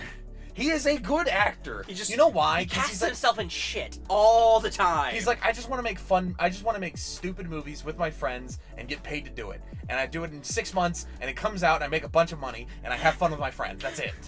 That's what. I can respect that, but please stop. Please stop. And then, put it on YouTube. Don't put it in theaters. But he is a good actor. Let's see, Katie and Orby, My Little Ponytails. What? New Kids on the Block. I don't know. Octonauts. I heard about that's like a Disney Junior show, I think. Yeah. Paddington. I've heard about Paddington because it's like a British export apparently. I'm just gonna skip all these, except fucking. Whoa, 1 second. Well, don't skip them because I've known a number of these. Okay, fine. Let me. PJ Masks. Pound Puppies. Pound Puppies. I know that one. Okay. To explain, they worked at a pound to help them be adopted. Okay. The Raccoons. They were not pounding puppies on that show. It was made in the 90s. You don't know. You don't know. The Raccoons. Before I say this, let me make sure. gotta fact check myself real fast. Sabrina the animated series. Yes, Sabrina the Teenage Witch. Yeah, I like. I liked the animated series more than the live action series. The live action series was made in the 60s. Yeah, but the thing about it is they kept. I'm pretty sure all the voice actors. Like I think they kept all the actors the same. I didn't know it. Also, they dramatically changed the designs for the ants. They made them young and hot. I'm looking at it right now. It's fucking like. I mean, what? I mean, Salem is still the best character. I didn't know this was a thing. Yeah, it is. Yeah, it is on the list. Yeah, so aren't you happy you didn't skip the list now? Yeah, it's on the list. Shaun the Sheep. I think that's like that's like a Wallace and Gromit thing. It's like that's definitely a European export. Oh, 100%. Spot the Dog. Will Quack Quack. I have no idea what that is. Wind in the Willows.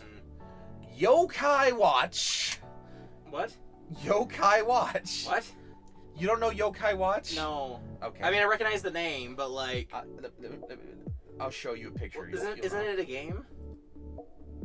It was a show. Oh. And then a game. Yeah, oh, okay. Yokai Watch. Okay, I recognize the cat. I recognize the cat yes. only. And I was like, that weird cat that keeps showing up sometimes in weird anime. What the hell? I didn't... I'm surprised you didn't know Yokai Watch. Dude. Then the Zuzus. No. Never heard of. Comedy. The Adventures of Ozzie and Harriet. No. Babysitter Club. No. Edison Twins. Good Morning Miss Bliss. Growing Pains. I recognize the name. Me too. Let me look it up. What is this? What is this show? I don't understand. Nothing bad ever happens to the Kennedys. Never actually watched Clone High, if anyone cares. I fucking did. I love Clone High. It's an old show. 1997, before my time. Holly Hobby, Jump, Rattle, and Roll, Just Kidding, Kids at Degrassi Street, Life with Derek, Mr. Young, My Babysitter's a Vampire. Oh my god, I hated that. Dude, I remember when it first came out, I was like, what is the fuck is this? Also for, like, because they had the blood bank and they used it to fucking, and I was like, that made me like, I was like, I don't trust donating blood, because I was a kid, I was like 12, and I was like, fucking vampires are gonna, and at the time I believed in that shit, I was like, fucking vampires are gonna steal my blood. Because I thought it was hot too. Like, I thought it was hot. I was like, man, I wish my babysitter would fucking. Never mind. Okay. Don't want to get demonetized. Yeah, but the thing is though, like you mentioned Life with Derek, we kind of skipped past it because I mentioned it before. That also shows like the older brother was like kind of antagonistic and gross, and like I did not like it. Oh, like Billy and Mandy. Well, not quite that part because it was live action. Like he apparently had this chair that only he sat in, and it was like, it's lame. It was bad. I didn't like it. Naturally Sadie, the new Leave It to Beaver, Pup Academy, and Sister Sister. Drama, The Adventures of Rin Tin Tin, The Adventures of Sherlock Holmes. No. Almost Never. Nope. Avonlea, Backstage, Danger Bay, Erie, Indiana, Here's Boomer, The Lodge, Mako Mermaids, My Friend Flicka. I don't know. Ocean Girl, Ready or Not, Spellbinder, Swiss Family Robinson, just old, Wolf Blood, and The Worst Witch. Variety. Let me see, is there anything on here that I would know? Fraggle Rock. Kid Songs, Mother Goose Stories, Muppet Show, Ready Steady Go, Secret Life, Tall Tales of Legends, Under the Umbrella Tree, Disney Junior. This is the last one, I think. What? No, there's like a bunch of stuff they're missing. Like a bunch of stuff they're missing. Like what? Like stuff from Jetix, like Dragon Riders, Yin Yang Yo, Puka. Like they're missing a lot of stuff. Then I'm probably gonna have to look up Jetix. Well, I guess because like I said, there's it was between Toon Disney and Disney XD was Jetix. There's like Jimmy Two Shoes was like another show that was on Jetix. Like there's a lot of stuff that's not on that list if that's the end of it. Well, I'm pretty sure neither of us have ever watched stuff on Disney Junior. I watched Jake and the Neverland Pirates. Bear in the Big Blue House. I watched that. The Book of Pooh. I watched that. Breakfast with Bear. No. Bunnytown. No. Can you teach my alligator manners? Okay, so I loved Bear in the Big Blue House. Like never. Like when we went to Disney World in Florida when I was 5. We went to a live action show of Bear in the Big Blue House, and I fucking loved it. See, Handy Manny was in that weird zone where it came out when I was old enough to still watch it. It came out when I was 6, but it kept going until I was 11. It was another example of like Dora the Explorer where they were trying to introduce bilingual stuff, like they do stuff in Spanish. I actually did really like Handy Manny. Here comes 1, 2, 3s. Here comes the ABCs. Higglytown Heroes. John Sprite's JoJo's Circus. Koala Brothers. We're going on a trip in our favorite rocket ship, zooming through the skies, little Einsteins. I remember one episode from that, but that theme song was so catchy. The theme song is Kodig has a remix of the theme song on his playlist. Einstein, climb aboard, get ready to explore. Fucking dude, that song is stuck in my head on a consistent basis. I mean, there's literally, I remember the scene, like, they were visiting Egypt, and it was like, there's a scene where, like, they're being, like, chased by a crocodile. I was like, we have to increase the tempo! Dude, like, I don't run away remember, from the crocodile was going to eat them. I don't remember a single scene from that show. I just remember the show. And, like, because, like, obviously, like, the character was, like, he was the director, so he would, like, and, like, one kid, that the black kid that had, like, a trumpet, and, like, the blonde girl was, like, a dancer and stuff. Yeah, I remember that much. Pokey and Friends, Roly Poly Oly. Roly Poly Oly! I loved that shit! Roly Poly Oly and the Defenders of Fun was a movie! I had that shit on DVD! She came out in 1998, so yeah, that's right. Dude. Way up high in the roly poly sky is a little round planet with a little blue sky. Fruit salad. Yummy, yummy. And that's all, because like the Wiggles, they will cut your throat, dude. Like, they are fiercely protective of their music. Oh, Disney Junior. Okay, Alice's Wonderland Bakery came out last year. Oh, interesting. Oh, year before last year. Chicken Squad. Doc McStuffins. Which apparently, according to Dr. Mike, is one of the shockingly most medically accurate shows. It's actually pretty good, yeah. Fancy Nancy, Jake and the Neverland Pirates. Okay, so you know how I used to say that you could wake up, but like not, like you had to leave for school before you watch Pokemon? Yeah. Jake and the Neverland Pirates came on right when I was waking up for school. And you know, see when that show came out? 2011. Yeah. You were like basically an Oh, adult. I was in high school. Yeah. And I was just yeah, it's because the theme song. It's a show. Oh, because I liked Peter Pan. Dude, in all I honesty, loved Peter Pan growing up. I give no flack to you on this one because Jake and the Neverland Pirates was actually just an interesting show to watch. It's Jake and the Neverland Pirates come aboard the ocean. Into the pirate crew. Something. I think I was just having it on in the background while I was getting ready for school because like I said, it came on right when I woke up. So like my alarm would go off, I turn on the TV to have it playing, and like I would know I needed to leave for school when it was over. Yep. Then you have the Lion Guard, which is like Simba's kid. Yeah, it's a thing. Yeah. I don't know. Like I saw it. Like there's like a cheetah and a hippo, and like that's not It's weird. Yeah. Muppet Babies, Puppy Dog Pals, The Rocketeer, Sheriff Callie's Wild West, Tots, and Vampirina, which is the one that I watched because the character at Disney World. And that is it. That is everything. Oh, wait, programming blocks. Let me check. Yeah, I do not see what's the. Well, dude, like there's a lot of stuff that was on JetX that's not being posted there. Okay, list of programs broadcast by JetX. JetX European company, JetX Original Broadcasts. Wait, is JetX owned by Disney? It was, dude, literally, like... Okay, remember shows that premiered under JetX brand with Toon Disney but weren't produced by the network. Okay, so that was the thing, is it wasn't produced by Disney Channel. Closed in 2023. Wow, I was surprised. Okay, so I'm just gonna go down the list. Okay, so some of those shows were on here because they were on Toon Disney. So we like Witch was on there, Galactic Football, yeah, I don't know. Monster Warriors, Shuriken School, Puka. So that show is very weird because like the two main characters, which is Puka and Giru, did not talk ever, and Puka was a freaking force of nature, and she like had a crush on Giru. It was a weird show, but apparently it's like was really popular, like shorts and like I think it was. Oh yeah.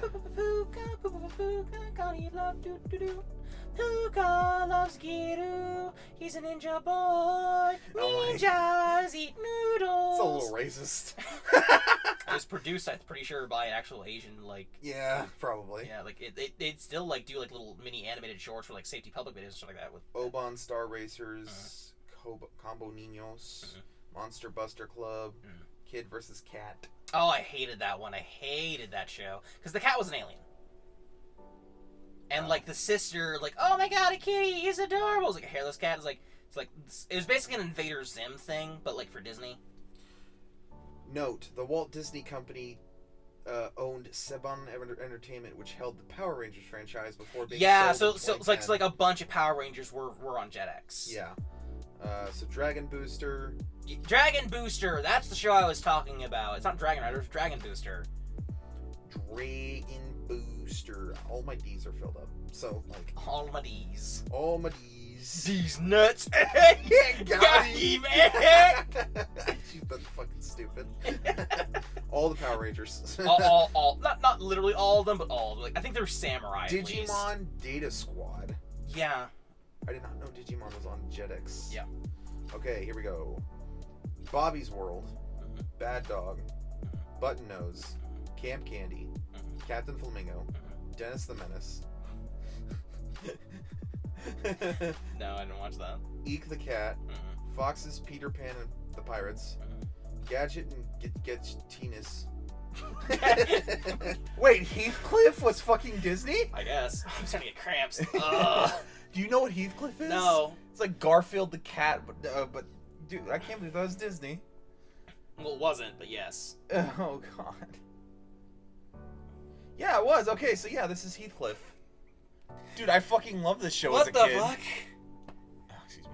I fucking loved this show as a kid, dude. Yeah. I gotta stand up. I can't keep sitting down like this. Not with my chest cramping. Ow.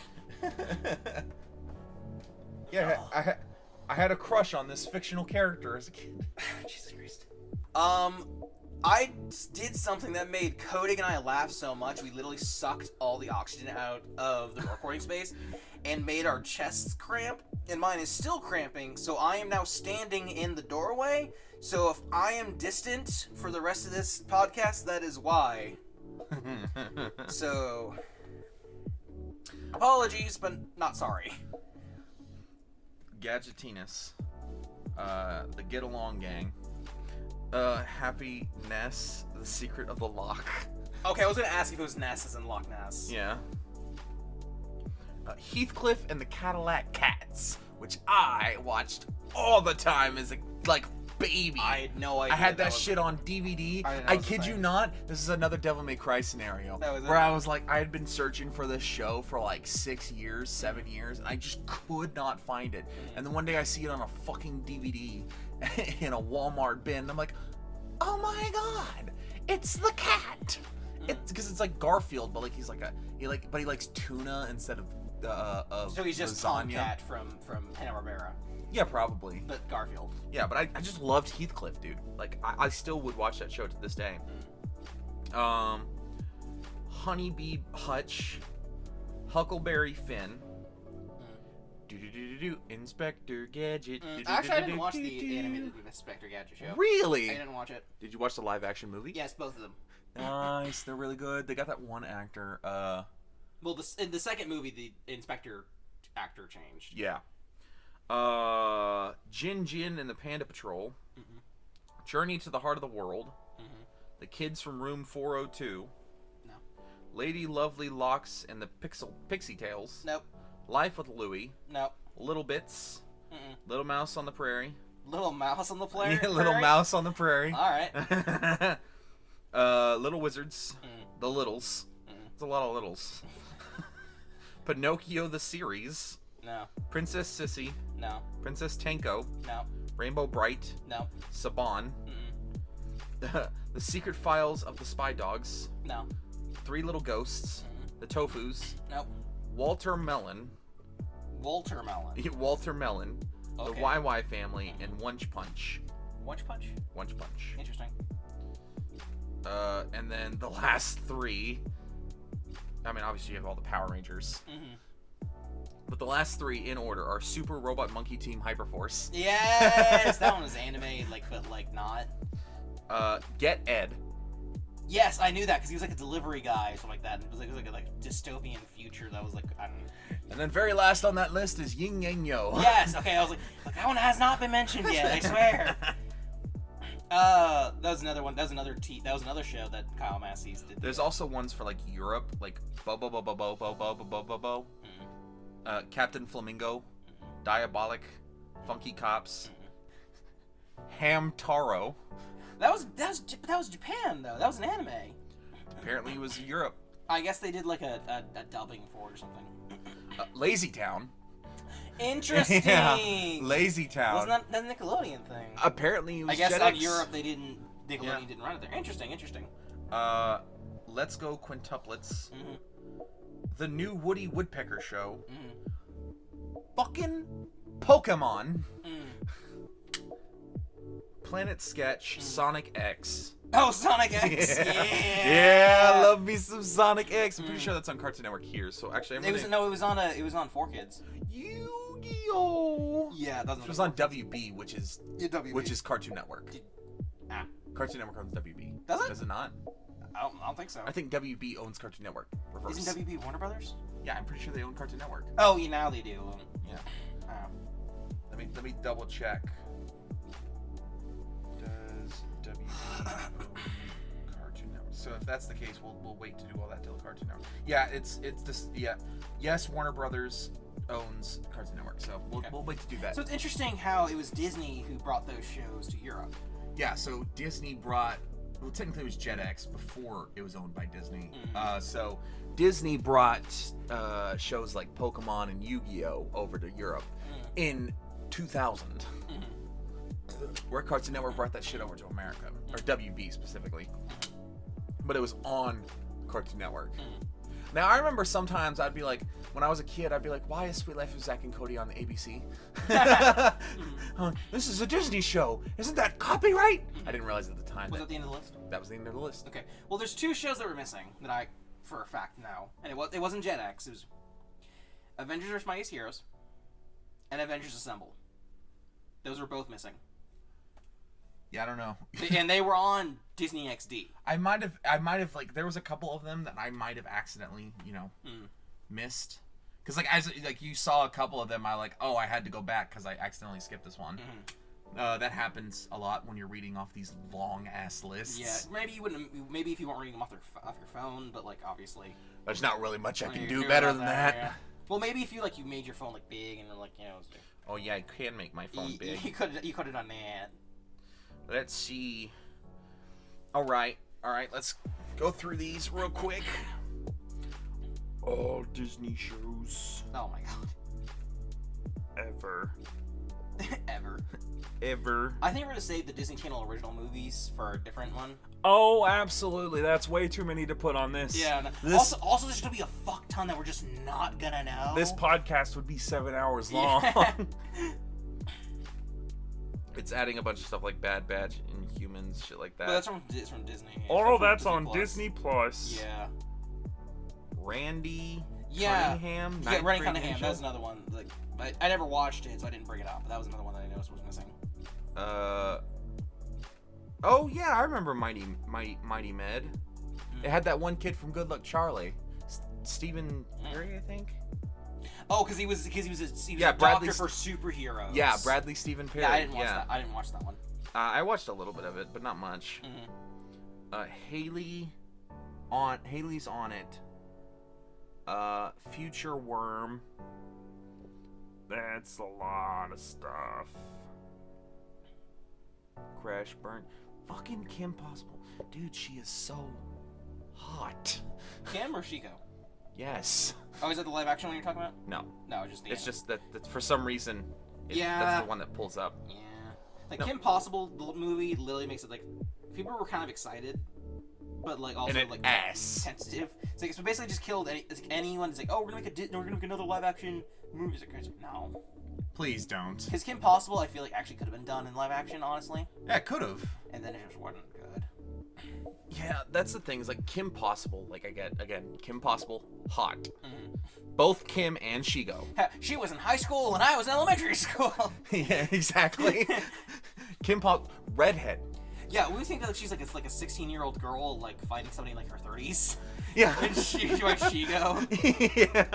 Yeah, because Shigo is in her 30s. Full ass adult. With powers. Yeah, superpowers. And she loses. Yeah. On a regular basis. Yeah. Well, it's because Shigo has super strength and stuff like that. Well, not actually, because her brother's one with super strength. She's like energy palms. Yeah. Kim was just way too fast and defensive to her fighting style. So all Kim had to do was avoid her palms. That's literally all Shigo would do. I tried to touch you. It was no. You no touchy. Yeah, dude, I really I've been listening to that cover of the theme song for Kim Possible by Amelie, just on fucking repeat over the last couple of months. because I heard it and I was like, oh my goodness. Like, I know I listed a lot of stuff like the older generation of animated stuff, but like, you know, obviously that I watched all of those, but like the single most influential shows for me, the ones that I would always watch when they were on, I always like were Gargoyles, Kim Possible, and American Dragon Jake Long. Like those are like my core Disney stuff, honestly. The live action stuff I enjoyed, but like I would drop stuff to go watch those shows when they came on. Okay, so I kid you not, Kim Possible is the whole reason why I have a thing for the midriff. Oh, is it? Yeah, like the freaking crop top with the belly showing. There's a whole reason I got a thing for that is because Kim Possible. 100%, like not even, like look at that. Look at that. But she's your basic average girl. She's here to save the world. Yeah. Basic and average, yes. My mother and father are a surgeon and a rocket scientist. Yeah, she's your basic average girl. You know, she's the captain of the cheerleading squad, master of kung fu, perfect grades, redhead. Like, no.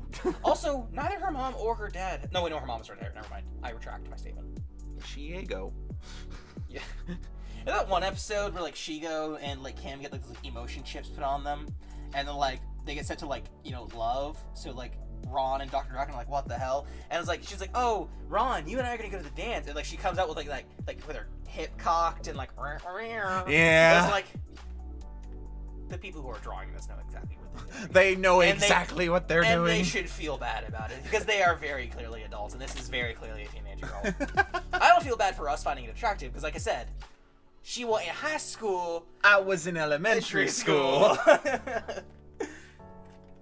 Shigo, fair game, full ass adult. When you see that character as hot as a kid, that seeing them as hot does not go away. Okay. No, the ones that I would watch all the time were like Phineas and Ferb. Oh yeah, but like that was a very different era for. Yeah, Kim Possible. Like I said, Phineas and Ferb definitely was that era where like I was falling out, but I still really liked Phineas and Ferb. Yeah. I just loved Kim Possible. A lot. A lot. Like the YouTuber I Love Kim Possible a lot? That's actually... That's a YouTuber? That's a YouTuber. It's like, oh my god. She makes My Little Pony content. Or did. Oh no. Yeah. Oh no. My Little Pony is apparently owned by Disney now. Oh, interesting. I think. I could be wrong. Well, the toys are still owned by Hasbro 100%. There's no way they're letting that go. I mean, shit, George Lucas still owns the rights to Star Wars toys. Well, as he should. That's how he makes bajillion dollars every year. It's like J.K. Rowling with Harry Potter. You could not buy the game all you want. Every time you buy a Universal ticket, I get paid. Yep. That's stupid. I don't even dislike J.K. Rowling all that much. Like, I don't care, but like Universal, like I could go to Universal to not see Harry Potter. Like I could go anywhere else in the park. You still get a portion of that ticket. Yeah, because it's an attraction that is there. Yeah. Like, it's pretty lame. Some people go to Universal specifically for Harry That's Potter. why I went. Yeah. So like, yeah. 100% she gets my money, but like I love Harry Potter, so we're not talking about that. No, we're not. But that podcast was canceled. But I don't talk about that. That podcast was canceled. It wasn't canceled for any like reason that. No, the audio was any moralistic reason that potentially could have gone into it. Yeah, no. We just lost the audio. The audio was just unusable. So. Yeah, exactly. It was like fucking Pokemon episode 25, Porygon, 500 kids in the hospital due to seizures. Bad. Yeah. Come on, they didn't give anyone listeria. An actual event that actually happened. Look it up. Yeah, but that was Pikachu's fault, though. That was 100% Pikachu's fault. Porygon got done dirty. Yo, hard. And the Pokemon Company swept it under the rug. No, but if it was up for me, I would have to say probably Phineas and Ferb, Kim Possible. A lot of those Disney shows, like when I watched Disney, it was more for the live action than for the cartoons. Cartoons for the live action for me. I don't know. I guess there's an argument to be made there because like Wizards of Waverly Place was also one of my big ones because like I like I said, I had a huge celebrity crush on Selena Gomez, so like anything she was in, I'd watch. Didn't matter what it was. And I just thought Wizards of Waverly Place was fun, so I'm actually excited for the reboot coming out. Well, hopefully they'll let them do more with the magic, because they always felt like super strict, because they had a TV budget. Yeah. And try to do magic on a TV budget. In live action. Yeah, not very easy. So let's hope that they actually get to do shit. What's that? It's a knife. No! What's that? A knife! No! That's what I was referencing. Yeah. As soon as I saw you pick it up, I was like, oh, here we go. I think that's a sign that we're been recording too long. We're just kind of... Yeah, we're just kind of loopy at this point. To cut a lot of stuff. They said we were recording in a new space for the first time. Some hiccups. Kodig had to go to the bathroom many a lot, which is weird because I'm pretty sure I drank just as much water as you did, but I just sweated it. I didn't. So, anyways, no, guys, but guaranteed the Cartoon Network one is going to be way a lot longer because we're not just gonna like, oh, well, here's a list and like two things and then like, no, we're gonna go in detail of these shows because like Cartoon Network, unlike Disney, doesn't have that thing where it's like Cartoon Network came out like the late 90s. So it's gonna be like Hanna-Barbera Studios, Boomerang, exactly. Like it's gonna be all of that stuff. Like we're literally doing an entire video about fucking Scooby-Doo. Yeah. And that is all Cartoon Network. Yeah. Like we're gonna have some shit to say. So I think it's gonna we'll still go down the list like we did here. But there's going to be a lot more said about each individual item of the list. And also I kind of wanted to, I didn't want this to be like super fast, but I was like, I know Aaron is like having a hard time sitting in this closet. Yeah, it's bad. And I know my back is not what it used to be back when I was a young. Thing where it's like I don't tend to fidget that much, but like it got to the point where like I had to move around to not be sitting in the same position on the floor, leaning on a pillow that has like gained 10 pounds in my back sweat. Not that you needed to know that at home, audience. Which it's about making you feel like part of the experience. You gotta feel like you're here with us. Exactly. Anyways, that's gonna probably end up doing it for tonight because we ain't got nothing else more to say now. I mean, we could. But we could also just stop. Yeah, we can come back to Disney. We will come back to Disney but about original movies. More specifically focused on things we want to talk about. Yeah, exactly. So, anyways, guys, until next time, I have been Kodig. I have been Aaron. Bye. I know I normally have a stinger, but the thing I'm thinking about I can't say on the podcast. What?